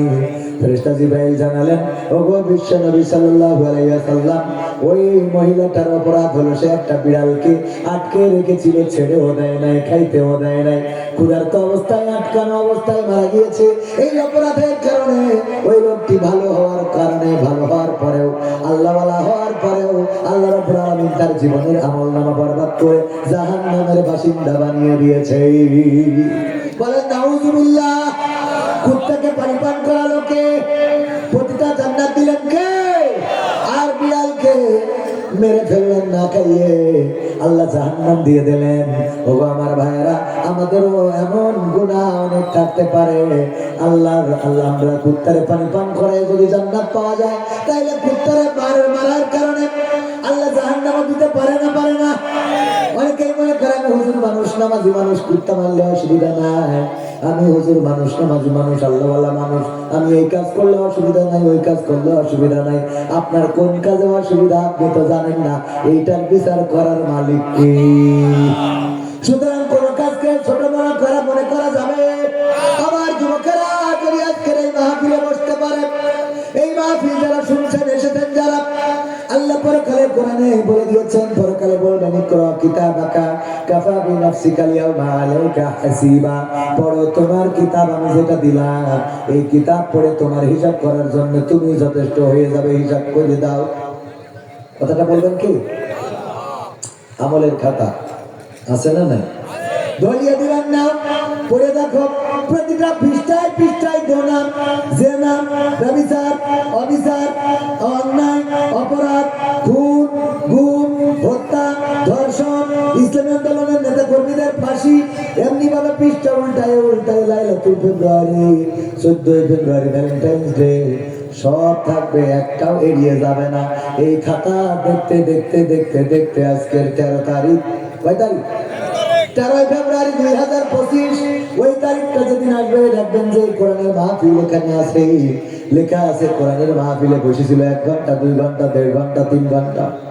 আপনি বলবেন আল্লাহ সব পৃষ্ঠা তো উল্টালাম, সব খারাপ কাজ, এই একটা পৃষ্ঠায় পাইছি ভালো কাজ। কি কাজ? আমি তোমার কোরআনের মাহফিলে ছিলাম, ও আল্লাহ তোমার কোরআনের বাণী শোনার জন্য বসেছিলাম। আল্লাহ তোমার বান্দারা এসে কোরআন বলেছিল, সেইগুলো শুনেছিলাম। আল্লাহ রাব্বুল আলামিন তুমি যদি চাও আমার এই একটা রাতের ভালো কাজের জন্য আমার গুনাহ খাতাগুলো মাফ করে দিতে পারো, আমার আল্লাহর এত দয়া, এত মায়া, এই একটা দিনের পরে খুশি হয়ে আপনার গোটা জীবন জিন্দেগির গুনাহ ক্ষমা করে দিতে পারে। সুবহানাল্লাহ বলবেন না? আমি বললাম আল্লাহ যদি চান শেখ হাসিনাকেও জান্নাত দিবেন। আমার ইমাম সাবেক নবগ্রাম জামে মসজিদের ইমাম, ওই মসজিদের বর্তমান সভাপতি, আলহামদুলিল্লাহ আল্লাহ আমাকে বানিয়েছেন। ওই মসজিদের সাবেক ইমাম বললেন আল্লাহ ক্ষমা করে দেবে। আল্লাহ কি তোমার মতো পাগল হয়েছে নাকি? আমি বললাম আল্লাহ চাইলে ফেরাউনকেও ক্ষমা করতে পারেন, এটা আল্লাহর ইখতিয়ার। বলতেছে তাইলে আমরা রয়েছি কিসের জন্য? আমি বললাম কেন? ওখানে যে টেনে ধরবো, বলবো কোন পালি যায় জান্নাতে, ও যদি জান্নাতে যায় তাহলে আমরা কোনে থাকবো? কথা কয় না? সারা জীবন অন্যায় করলো, অনাচার করলো, পাপাচার করলো, খরচার করলো, খুন করলো, গুম করলো, আলেম ওলামার জেলে ভরলো, রিমান্ডে দিয়ে নির্যাতন করলো, ফাঁসির কাজটা ঝুলালো, দেশ ছাড়া করলো। এত কিছুর পরেও যদি ক্ষমা পেয়ে যায়, তাইলে আমরা রাত্রে ঘুমাইতে পারলাম না। 16 বছর বাড়িতে, দেশ ছাড়তে হলো, মারামারি খায়, আমাদেরকে মারলো, আমাদের রিমান্ডে নিলে, নির্যাতন করলো, তাইলে আল্লাহ তুমি আমাদের কি দিবা বলো? তার কথা তো অযুক্তি, কিন্তু এই যুক্তি আল্লাহর কাছে চলবে? আল্লাহ চাইলে শেখ হাসিনাকে ক্ষমা করে দেবো। আবারও বলছি, আমরা ভাঙার পক্ষে নই, আমরা গড়ার পক্ষে। ওমর রাদিয়াল্লাহু তাআলা আনহু মাথা কাটতে গিয়েছিলেন কার? আল্লাহর নবীর মাথা কাটতে গেলেন। এই মাথা কাটতে যাওয়ার কারণে সাহাবীরা যখন ওমর ইসলাম কবুল করলো, তখন সাহাবীরা ওমরকে বলতো, ওমর খবরদার যেন সামনে এসে দাঁড়াবে না, কারণ তুমি তো রাসূলের মাথা কাটতে এসেছিলে। মানে মন সাহাবী ঠিক বলতো, হুজুর বললেই ঠিক। এইটা কি ঠিক বললাম? ওয়াজ শুনবেন মন দিয়ে, অন্তরের কান দিয়ে। আল্লাহ রাসূলের সাহাবী ওমর রাদিয়াল্লাহু তাআলা আনহু মাথা কাটতে গিয়েছিল রাসূলের। সেই মানুষটা যখন ইসলাম কবুল করেছে, একজন সাহাবী কোনোদিন বলে নাই, ওমর তুমি সামনে এসে বড় লেকচার মেরে না, কারণ তুমি তো সেই যে রাসূলের মাথা কাটতে এসেছিলে, এমন কথা একদিনও বলে নাই। অথচ আমাদের চরিত্র হলো, এখন যদি শেখ হাসিনা ধরে নেন, আল্লাহওয়ালা হয়ে যায়, ইমানদার হয়ে যায়, পরেজগার হয়ে যায়, আমরা বলবো তোর চলবে না, তুই দাদা দেশ। ঠিক না ঠিক? আমরা ক্ষমা করতে পারি না, আল্লাহ ক্ষমা করতে পারেন, আল্লাহ ক্ষমা করেন, কিন্তু আমাদের মনেরটা আমরা বুঝতে। আমার ভাইয়েরা, শুধু তাই নাই, যেই নবীর মাথা কাটতে গেল, ওই নবীও কোনোদিন বলে নাই, তুমি আমার মাথা কাটতে এসেছিলে, তুমি তো সেই জাহেল, তুমি তো সেই জালেম যে আমার মাথা কাটার জন্য নাঙ্গা তরবারি নিয়ে ছুটছিলে। নাই, কথা বলে নাই। আল্লাহর নবী দোয়া করেছিলেন, আগেই বলেছি, মুস্তাজাবুদ দাওয়া। আল্লাহ রাব্বুল আলামিনের নবী যে দোয়া করেন, সেই দোয়া কবুল হয়ে যায়। আল্লাহর নবী ওমর ইসলাম কবুল করার আগের দিন দোয়া করলেন, ও আল্লাহ, তুমি যদি এই সমাজে ওমরের মতো, আবু জাহেলের মতো, আবু সুফিয়ানের মতো, উতবা সাইবা মুগিরার মতো, ওদের মতো ওই প্রভাবশালী কাফেরদের কোন একজনকে ইসলামের জন্য কবুল করে নিতে, আল্লাহ তোমার এই মক্কায় দিন প্রচারটা সহজ হয়ে যেত, আমার জন্য কাজটা সহজ হয়ে যেত। দোয়া করেছেন কি আল্লাহ রাসূল? দোয়া করেছেন কে? আর কবুল করার মালিক কে? আল্লাহ কবুল করে নিলেন। পরের দিন মিটিং হলো, মুহাম্মাদের গলা কাটতে পারবে কে, কে হত্যা করতে পারবে?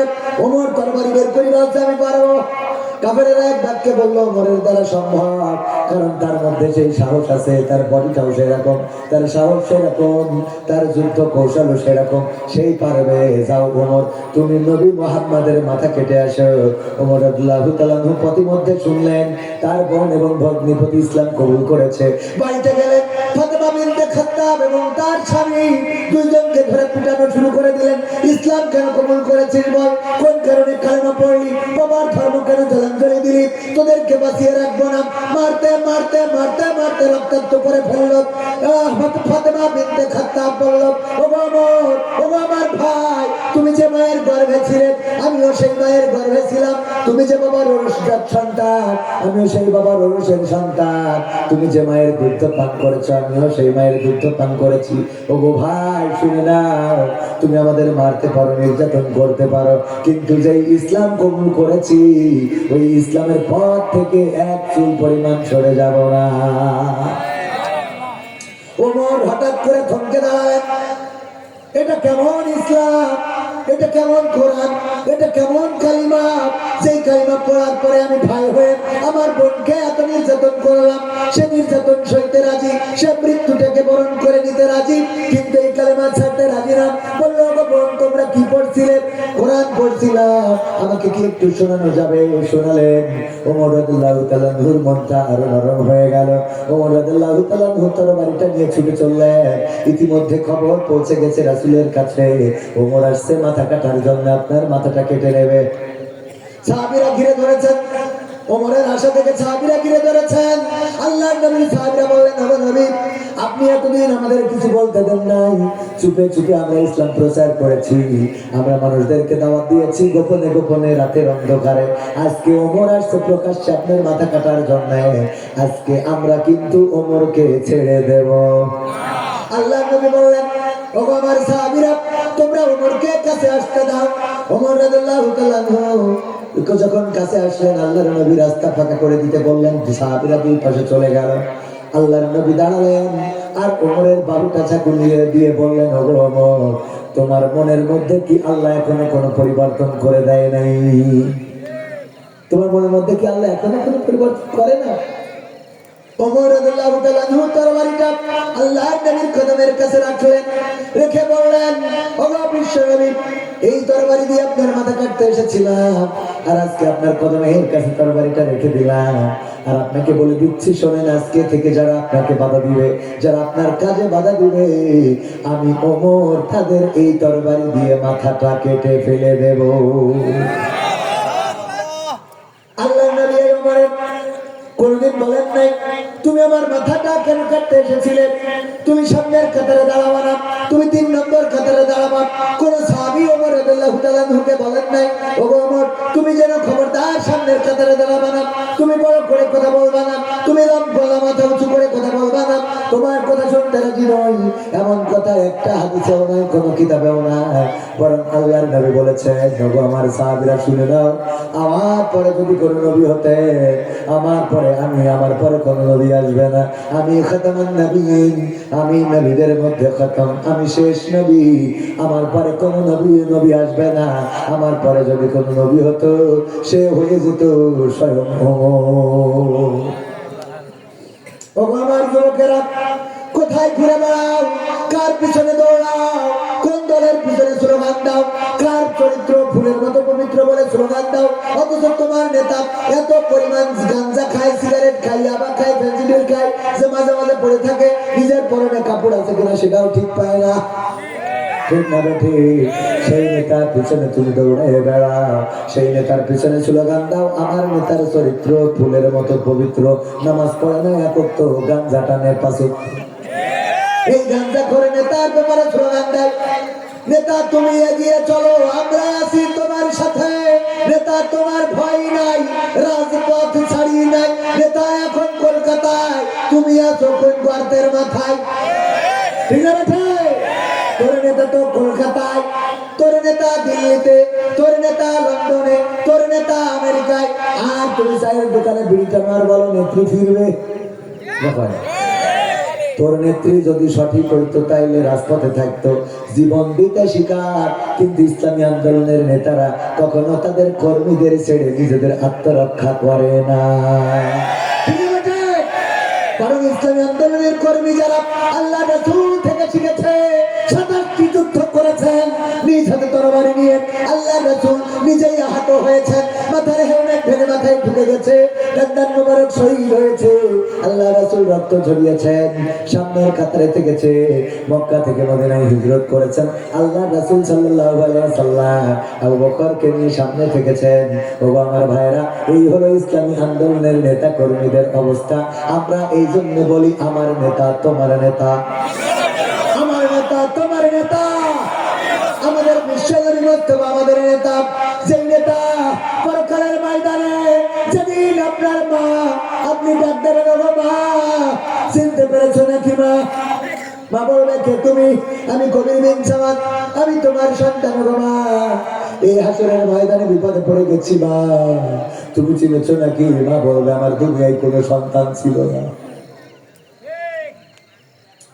মা বলবে, আমার দুনিয়ায় কোনো সন্তান ছিল না। বাবাকে দেখে ডাক দেবো, বাবা, ও বাবা, চিনতে পেরেছেন? আব্বা, আমি বিপদে আছি, কে তুমি? আমি তোমার সন্তান কবির বিন সামাদ। তুমি তো আমার জন্য নতুন স্কুল ড্রেস কিনে আনতে, তুমি তো আমার জন্য নতুন বছরের নতুন জুতা কিনে দিতে, তুমি আমার জন্য মিষ্টি কিনে আনতে, তুমি আমার বড় করার জন্য টাকা পয়সা ইনকাম করতে, রোজগার করতে। ও বাবা, চিনতে কি পারো না? আমি সেই তোমার কলিজার টুকরা কবির বিন সামাদ। বাবা বলবে, দুনিয়ায় আমার সন্তান ছিল, আমি এটা মনে করতে পারছি, আমি একটা মনে করতে পারছি না দুনিয়ায় আমার কোন সন্তান ছিল। যদি বোনের সাথে দেখা হয়, তোমার বিয়ের দিন কত কষ্ট করেছিলাম, তোমার জন্য পাত্র দেখেছিলাম, তোমার সংসারে সুখের জন্য আমি কত কষ্ট করেছি গো বোন। তোমার কি মনে পড়ে আমি তোমার ভাই? কে তুমি? আমি কবির বিন সামাদ, আমি তোমার ভাই। আমার কলিজার টুকরা বোন বলবে দুনিয়ায় ভাই বলে কেউ ছিল, এটা আমার মনে নাই। স্ত্রীকে বলা হবে, আমার স্ত্রী তুমি তো সে, তোমার জন্য আমি হালাল হারাম ইনকাম করেছি, তোমার সুখে রাখার জন্য আমি দামি ব্র্যান্ডের শাড়ি কিনেছি, তোমার সুখে রাখার জন্য আমি কত কষ্ট করেছি, দিন রাত পরিশ্রম করেছি, বিদেশি খেটেছি, রেমিটেন্স পাঠিয়েছি, টাকা পাঠিয়েছি। ওগো স্ত্রী চেন নাকি? স্ত্রী বলবে আমার দুনিয়ার পরে কে স্বামী ছিল আমার মনে নাই। ওই পরকালের ময়দানে শুধুমাত্র একজন ব্যক্তি যিনি আপনার পরিচয় দিবেন, এবং সেটা কখন? আমরা যখন আদমকে যে বলবো আদম আপনি আমাদের আদি পিতা, আমাদেরকে একটু সুপারিশ করেন, বিপদে পড়ে গেছি। আদম বলবে আমার বিয়ে হবে না, কারণ আমি ওই জান্নাতে থাকতে আল্লাহর হুকুম অমান্য করেছিলাম, আমি ওই গন্ধক গাছের ফল খেয়ে ফেলেছিলাম। আল্লাহ আমার সাথে কি আচরণ করবে জানি না। তোমরা বরং চলে যাও মুসার কাছে। আমরা দৌড়ে যাব মুসা আলাইহিস সালামের কাছে, ইব্রাহিম আলাইহিস সালামের কাছে যাও। আমরা যাব ইব্রাহিম আলাইহিস সালামের কাছে, যে বলবো ইব্রাহিম আমাদের আদি পিতা পাঠাইছে আপনার কাছে, আপনি আমাদের জাতির পিতা ছিলেন, আজ বিপদে পড়ে গেছি, আমাদের জন্য সুপারিশ করেন। ইব্রাহিম বলবেন ওগো আমার ভাইরা, আমি তোমাদের জন্য সুপারিশ করতে পারবো না, কারণ যেদিন কাজের মেলার জন্য ডেকেছিল আমি বলেছিলাম আমি অসুস্থ, কিন্তু শারীরিক অসুস্থতা ছিল না। আমি জানি না আল্লাহ এটার জন্য আমাকে আজকে বিচারের কাঠগড়ায় দাঁড় করাবে কিনা। তোমরা চলে যাও মুসার কাছে, আমরা দৌড়ে চলে যাবো মুসার কাছে। মুসা আলাইহিস সালামকে বলবো মুসা আজকে কি একটু সুপারিশ করা যায়? মুসা বলবেন আমি পারবো না আল্লাহর বান্দারা, কারণ আমি একজন বনী ইসরাইলের একজনকে ফিরআউনের এক লোককে ঘুষি মেরেছিলাম, আর সেই ঘুষিতে সে দুনিয়া ছেড়ে চলে গিয়েছিল, মারা গিয়েছিল। এই হত্যার অপরাধে জানি না বিচারের কাঠ গড়ায় দাঁড় করাবে কিনা। তোমরা চলে যাও ঈসার কাছে। আমরা যখন ঈসার কাছে চলে যাবো, ঈসা আলাইহিস সালামকে বলবো আমাদের জন্য সুপারিশ করেন। ঈসা আলাইহিস সালাম বলবেন আমি পারবো না, কারণ গোটা দুনিয়ার খ্রিস্টানেরা আমাকে আল্লাহর পুত্র বলেছে, আমার মাকে আল্লাহর স্ত্রী বলেছে। আজকে জানি না, আমি তো তাদেরকে এটা শিখাই নাই, আমি তাদের এটা বলে আসি নাই, কিন্তু তারা এটা বলেছে। জানি না আজকে আল্লাহ আমার সাথে কেমন ব্যবহার করবে। তবে তোমাদের একটা সন্ধান দিতে পারি, তোমরা যদি যেতে পারো আখেরি জামানার পয়গম্বর নবী মুহাম্মাদের কাছে, সেই নবী তোমাদের সুপারিশকারী হয়ে যাবেন। আমরা দৌড়ে যাব বিশ্ব নবীর কাছে। রাসূল সাল্লাল্লাহু আলাইহি সাল্লাম তখন সিজদায় পড়ে থাকবেন আর উম্মতি বলে কাঁদতে থাকবেন। দুনিয়ার কোন মানুষ যেদিন চিনবে না, দুনিয়ার কোন নবী যেদিন আপনার পক্ষ দিবে না, দুনিয়ার কোন আপনজন যেদিন আপনার পরিচয় দিবে না, ওই দিন একজন, শুধুমাত্র একজন, অনলি একমাত্র ব্যক্তি, শুধুমাত্র নবী মুহাম্মদ সাল্লাল্লাহু আলাইহি ওয়াসাল্লাম উঠে বলবেন ও আমার উম্মতেরা, তোমাদের সুপারিশ করার দায়িত্ব আজকে আমার। সেই রাসূলকে মানতে পারলাম না, সেই রাসূলের নেতা মানতে পারলাম না, সেই রাসূলের সুন্নাত দাঁড়িয়ে আমরা রাখতে পারলাম না, টুপিটা মাথায় দিতে ঘৃণা করে, সেই রাসূলের পথ ধরে চলতে আমাদের কষ্ট হয়, অথচ মারা যাওয়ার পরে আবার বলে বিসমিল্লাহি ওয়া আলা মিল্লাতি রাসূলিল্লাহ। বলে না? বলে এই কথা যে ইমামগুলো বলে, এই ইমামগুলো অন্যায় করে। কি করে? কারণ যেই ব্যক্তি দুনিয়ায় থাকতে আল্লাহ রাসূলের পথে চলে নাই, আল্লাহর পথে চলে নাই, রাসূলের আদর্শ, রাসূলের মতবাদ, রাসূলের আনিত বিধান মেনে চলে নাই, সেই মানুষটা আবার আপনি বলেন বিসমিল্লাহি ওয়া আলা মিল্লাতি রাসূলিল্লাহ, আল্লাহর নামে রাসূলের দলে তুলে দিয়ে গেলাম, আমার রাসূলের মাথায় এত খারাপ হয়নি যে ওই লাশ কাঁধে করে নিয়ে বেড়াবো? আমার কথা যান, অনেক বড় লোক মানুষ, গরু আছে অনেকগুলো। আমি বললাম চাচা একটা গরু কি পুষানি দেওয়া যায়? বলছে কি করবো? আমি বললাম বাড়ি দুধের অভাব, বাচ্চা আমার ঠিক মতো দুধ পায় না, যদি একটা গরু পুষানি দিতেন, পুষানি বললেন তো আপনারা, বর্গা, যদি একটা গরু বর্গা দিতেন তাইলে বেঁচে যেতাম। দুধের অভাব, বলতেছে তুমি তো সারাদিন হজ করে বেড়াও, গরুর যত্ন নিবা কখন? আমি বললাম আমার ছেলে বড় হয়েছে, সেই যত্ন নেবে। বললো তোমার তো গোয়াল ঘর নাই, রাখবা কনে? আমি বললাম খুঁটি কিনে এনে ছাবড়া দিয়ে দিবানে, টিন দিয়ে সুন্দর করে, না হলে এখন অ্যাসবেস্টস শিখেছে তাই লাগাই দিবানে। বলছে তোমার তো ফ্যান নেই, এই গরমকালে কি করবা? আমি বললাম ফ্যান নেই, গরমকালে অসুবিধা নেই, আমি একটা চার্জার ফ্যান কিনে লাগাই দিবানে, কারেন্ট চলে গেলেই চলবে। বলছে তোমার তো খোল কেনার টাকা নেই। আমি বললাম টাকা নেই তাতে কি, আমার বাচ্চা আছে, ঘাস কেটে ইনবানে, তাই শাড়িটি ভাজাই দিবানে, দিয়ে খেবে নে। বলছে তোমার তো মশারি নেই। আমি বলছি তাও অসুবিধা নেই, কয়েক ধরাই দিবানে। বলছে তুমি পুষ্টি পাবে না।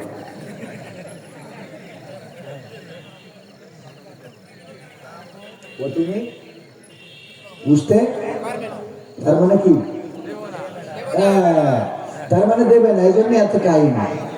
তার মানে দেবে দেবে না, এত কাহিনী। এবার বৈশাখ মাস আসতে সামনে, উত্তর ভবনে কালো মেঘ জমা হয়েছে, দুমদাম দুমদাম করে কয়েকটা বাড়ি মেরি দেশ, বাড়ি মারা বলুন তো, একটা পড়েছে ওনার গোয়াল ঘরের উপরে, পড়ার পরে গায়ে গড়ি সিট ফোটা। সকালবেলা ডাক দিয়েছে, আমার ডাকছে, তুমি ছাড়া আর কি ডাক? কি চাচা কি বলবেন? তুমি গরু নিতে চাইলে নিবে নাকি? দিন নেবো না কেন, আমার বাচ্চা দুধ পায় না। লোকজন ডেকে নিয়ে আসো, নিয়ে যাও। লোকজন টাকা লাগবে, আপনি আপনার দাঁড়িয়ে না একটু বড়, ঘন্টা কিন্তু খাটো, মিলমিষ্ট নিলে হবে। বাসুর একটা হইলে আপনার, একটা হইলে আমার, ঠিক আছে না?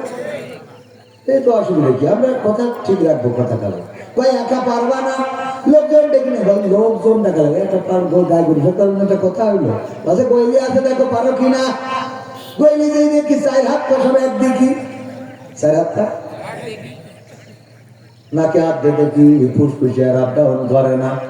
লেজের দিকে তাকায় দেখি নেটওয়ার্কে টাওয়ার পাচ্ছে না, মাসি টাসি বসতে তো বাড়ি বাড়ি নেই। তার মানে নেটওয়ার্ক চলে গেছে। আমি এসে আস্তে করে বললাম, দাদা গরু কি মরি গেছ নাই? বসে মরি যাবো বলে তো ডাকছে, গরুটা ফেলা কি হবে? আমি বললাম এত পাগল আমি হই নাই, আজ কয়টা দিন ধরে গরুটা চাইলাম যে একটু দেন, বিপদে আছি, কষ্টে আছি, গরুটা দেন, না দিতে চাইলেন না। কত কাহিনী। আর এখন মারা যাওয়ার পরে আমার বড় লোক ডেকে এনে কান্দে করে নিয়ে খড় বাগানে রেখে আসে। আমি এত পাগল হই নাই যেই জ্যান্ত গরু আমার দেন নাই, ওই বড় গরু কান্দে উঠাবো না। ঠিক আছে, ঠিক উঠাবে কেউ? জ্যান্ত গরু যখন দাও না, মরা গরু কাঁধে উঠাবো না। ও আমার ভাইরা, বিশ্ব নবী সাল্লাল্লাহু আলাইহি সাল্লাম এত পাগল হয় নাই। জীবন্ত থাকতে যে রাসূলের পথে চললো না, দাড়ি রাখলো না, টুপি পরলো না, পাগড়ি পরলো না, পাঞ্জাবি গায়ে দিল না, আল্লাহ রাসূলের আনিত বিধান মোতাবেক চললো না, কোরআন পড়লো না, হাদিস পড়লো না, আল্লাহ রাসূলের দেখানো পথে চললো না। আর মারা যাওয়ার পরে যখন হুজুর বলে বিসমিল্লাহি ওয়া আলা মিল্লাতি রাসূলিল্লাহ, আমার রাসূল বলে আমি এত পাগল হই নাই, তোর ওই মরা লাশ আমি এখন কাঁধে করে নিয়ে বেড়াবো। কথা কি বোঝা গেছে? ওই মরা লাশ আর কাঁধে নেবে না, নেবে না। বলেন আমার রাসূল এই কথা বলবেন কোন কথা?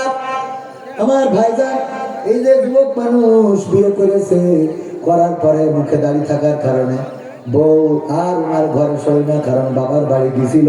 মানসি কইছে তোর বরের মুখে দাড়ি, দাড়ি বুড়ো দাড়ি, এরা খেপায় আছে না, ওই খেপাইছে যে তোর বরের মুখে দাড়ি, দাড়ি ও বুড়ো দাড়ি, ওর কাছে আর শোয় না। ভাই আমার, কত পীরের দরবারে গেল, সরমনাই পীর, আটরশি, ফুরফুরা, মাইজভান্ডারি, তারপরে আরো যত বড় বড় পীর আছে, সব পীরের কাছে গেছে, ওদের কাছ থেকে তাবিজ এনেছে, পানি পড়ায় এনেছে। তারপরে ওই স্ত্রী ওনার ঘরে আসে না। জামাত ইসলামের কাছে গেল, হেফাজতে ইসলামের কাছে গেল, সরমনাই ইসলাম, তাবলীগ ইসলাম, আওয়ামী লীগ ইসলাম, বিএনপি ইসলাম, সবার কাছে যাওয়া শেষ। তারপরে ঘরে শোয় না।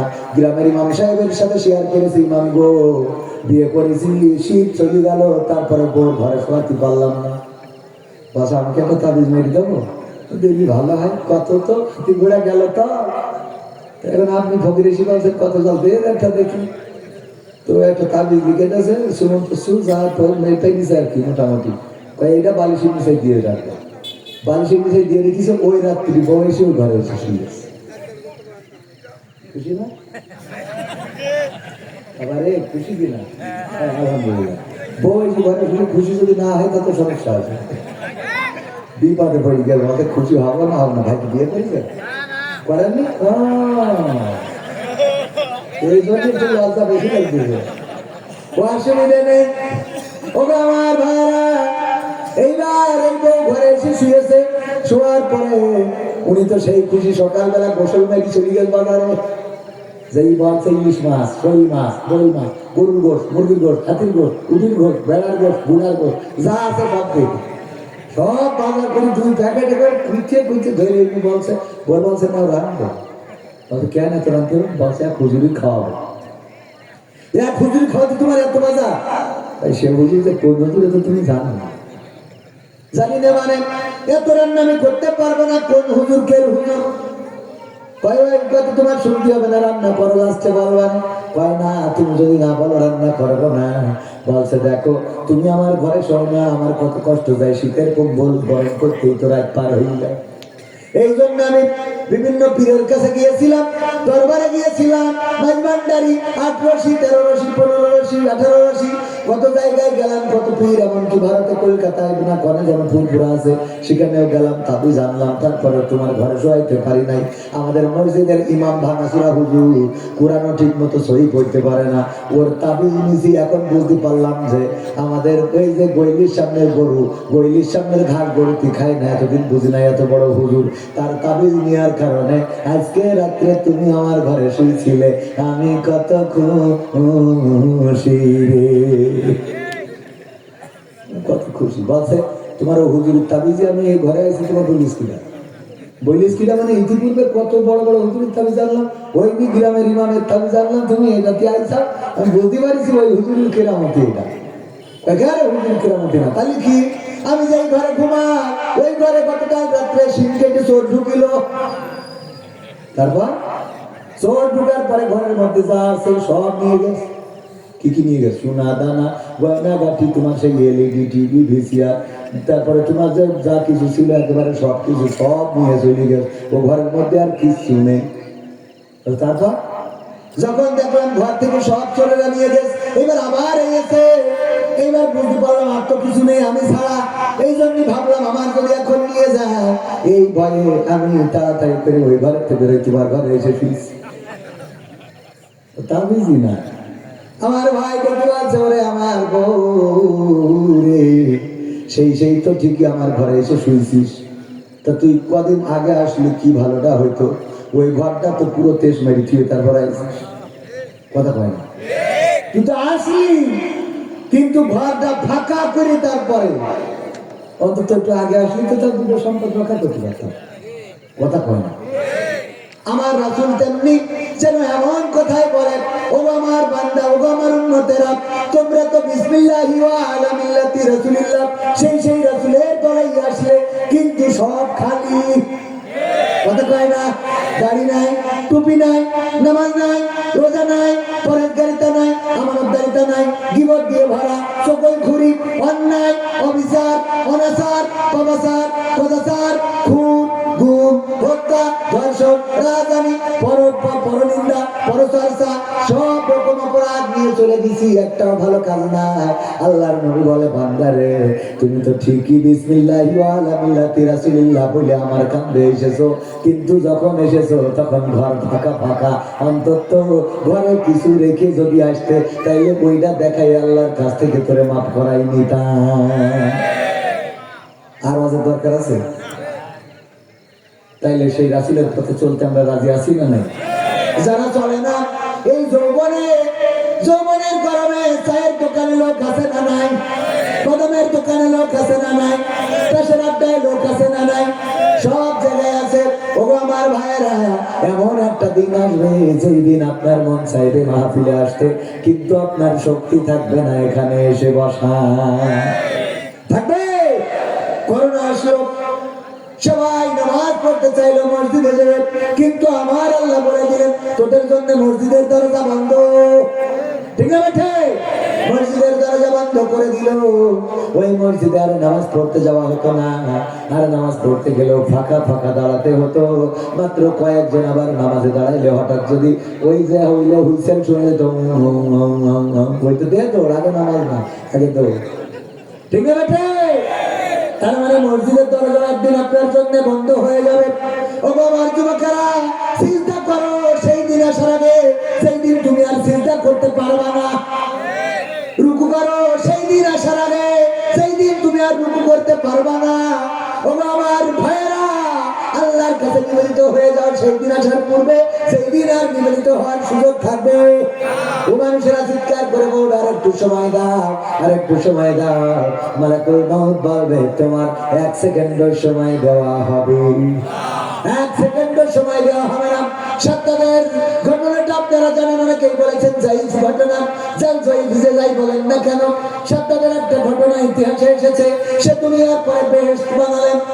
আল্লাহর নবী হুদ আলাইহিস সালামের কাছে শুনলেন বেহেশত কেমন হবে, সেখানে কেমন কি থাকবে, সেখানে ঘরের মধ্যে কি থাকবে, বাইরে কি থাকবে, ঝর্ণা কোথায় থাকবে, নদী কোথায় থাকবে।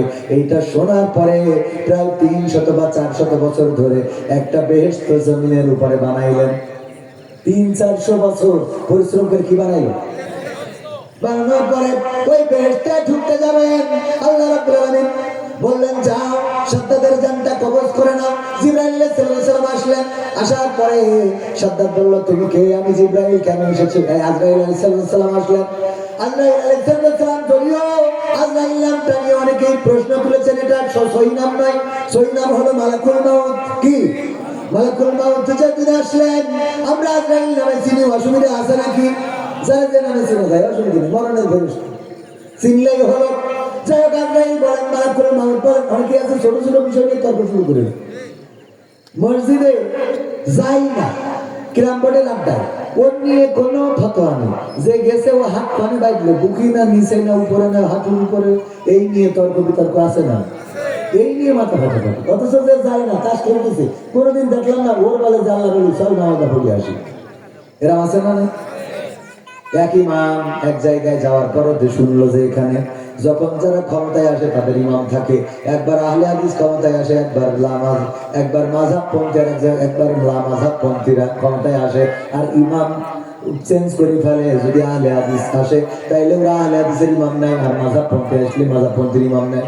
ও যে এটা শোনার পরে ও নামাজের নিয়ত করে আল্লাহু আকবার, হাত বেদিস কপালে মানে, কারণ শুনেছে এখানে নাবির উপরে, নাবির নিচে হাত পাতা নিয়ে গোলমাল হয় আর ইমামতি চলবে। আল্লাহু আকবার। নামাজ শেষ করার পরে মুসাল্লিরা বলছে হুজুর এতদিন তো আমরা নিজেরা গোলমাল করতাম, তাও তো ভালো ছিল যে নাবির উপরে নিচে যেত, আপনি তো একের বিবাদ সীমার বাইরে চলে গেছেন কপালের পরে। আগে তো তাও ভালো যে বুক আর পেট পিঠ এর মধ্যে থাকতো, আর আপনি এটা কপালের পরে কেন তুলে ধরলেন? হুজুর বলল আমি যখন শুনেছি যে এখানে শুধুমাত্র হাত বাঁধা নিয়ে মারামারি হয়, গোলমাল হয়, শুধুমাত্র হাত বাঁধা নিয়ে ইমামতি চলে যায়, উপরে বাঁধলো না নিচে বাঁধলো এটা নিয়ে ইমামতি যদি চলে যায়, এটা জানার পরে আমি বুঝে নিলাম এই মুসলমানদের আসলে নাভির দোষ না, বুকের দোষ না, কপাল খারাপ। কি খারাপ? এই জন্য নাভি আর বুক পেট ঠিক না করে কপাল ঠিক করতেছি। ঠিক আছে না? কপালটা আগে ঠিক করিনি। আমাদের প্রধান মেহমান চলে এসেছেন, আমরা আর কথা বাড়াবো না ভাইরা আমার, অনেক অনেক মানুষ দাঁড়ানো, এবার কি বসা যায় আমাদের প্রধান মেহমানের সম্মানে? বসা কি যাবে? নারায়ে তাকবীর, লিল্লাহি তাকবীর। আল কোরআনের আলো, আল হাদিসের আলো, প্রধান বক্তার আগমন, মাহফিলের পক্ষ থেকে মোস্তফা মাহমুদ আলম সাহেবের আগমন, তাওহীদি জনতার পক্ষ থেকে নারায়ে তাকবীর। আমার ভাইজান চলে এসেছেন, আমি ছেড়ে দেব, কিন্তু তার আগে আমার যুবকদের কাছে এতক্ষণ আপনাদের বসতে বলি নাই, কারণ আপনারা বলবেন যে আমাদের বসতে কেন বললাম, আমি আপনার থেকে বড় হুন, এরকম আছে না? আমার থেকে অনেকেই অনেক জানেওয়ালা, তাদের আমি বসতে বলি নাই যে বিয়াদবি হইতে পারে। তো তো এখন আমার যিনি উস্তাদ শ্রদ্ধাভাজন হযরত মাওলানা মোস্তফা মাহবুবুল আলম সাহেব, উনি এসেছেন, উনার জন্য হলে ওখানে একটু বসা যায় না ভাইয়েরা? আমার যাবে, শুনে না আমার যুবকেরা?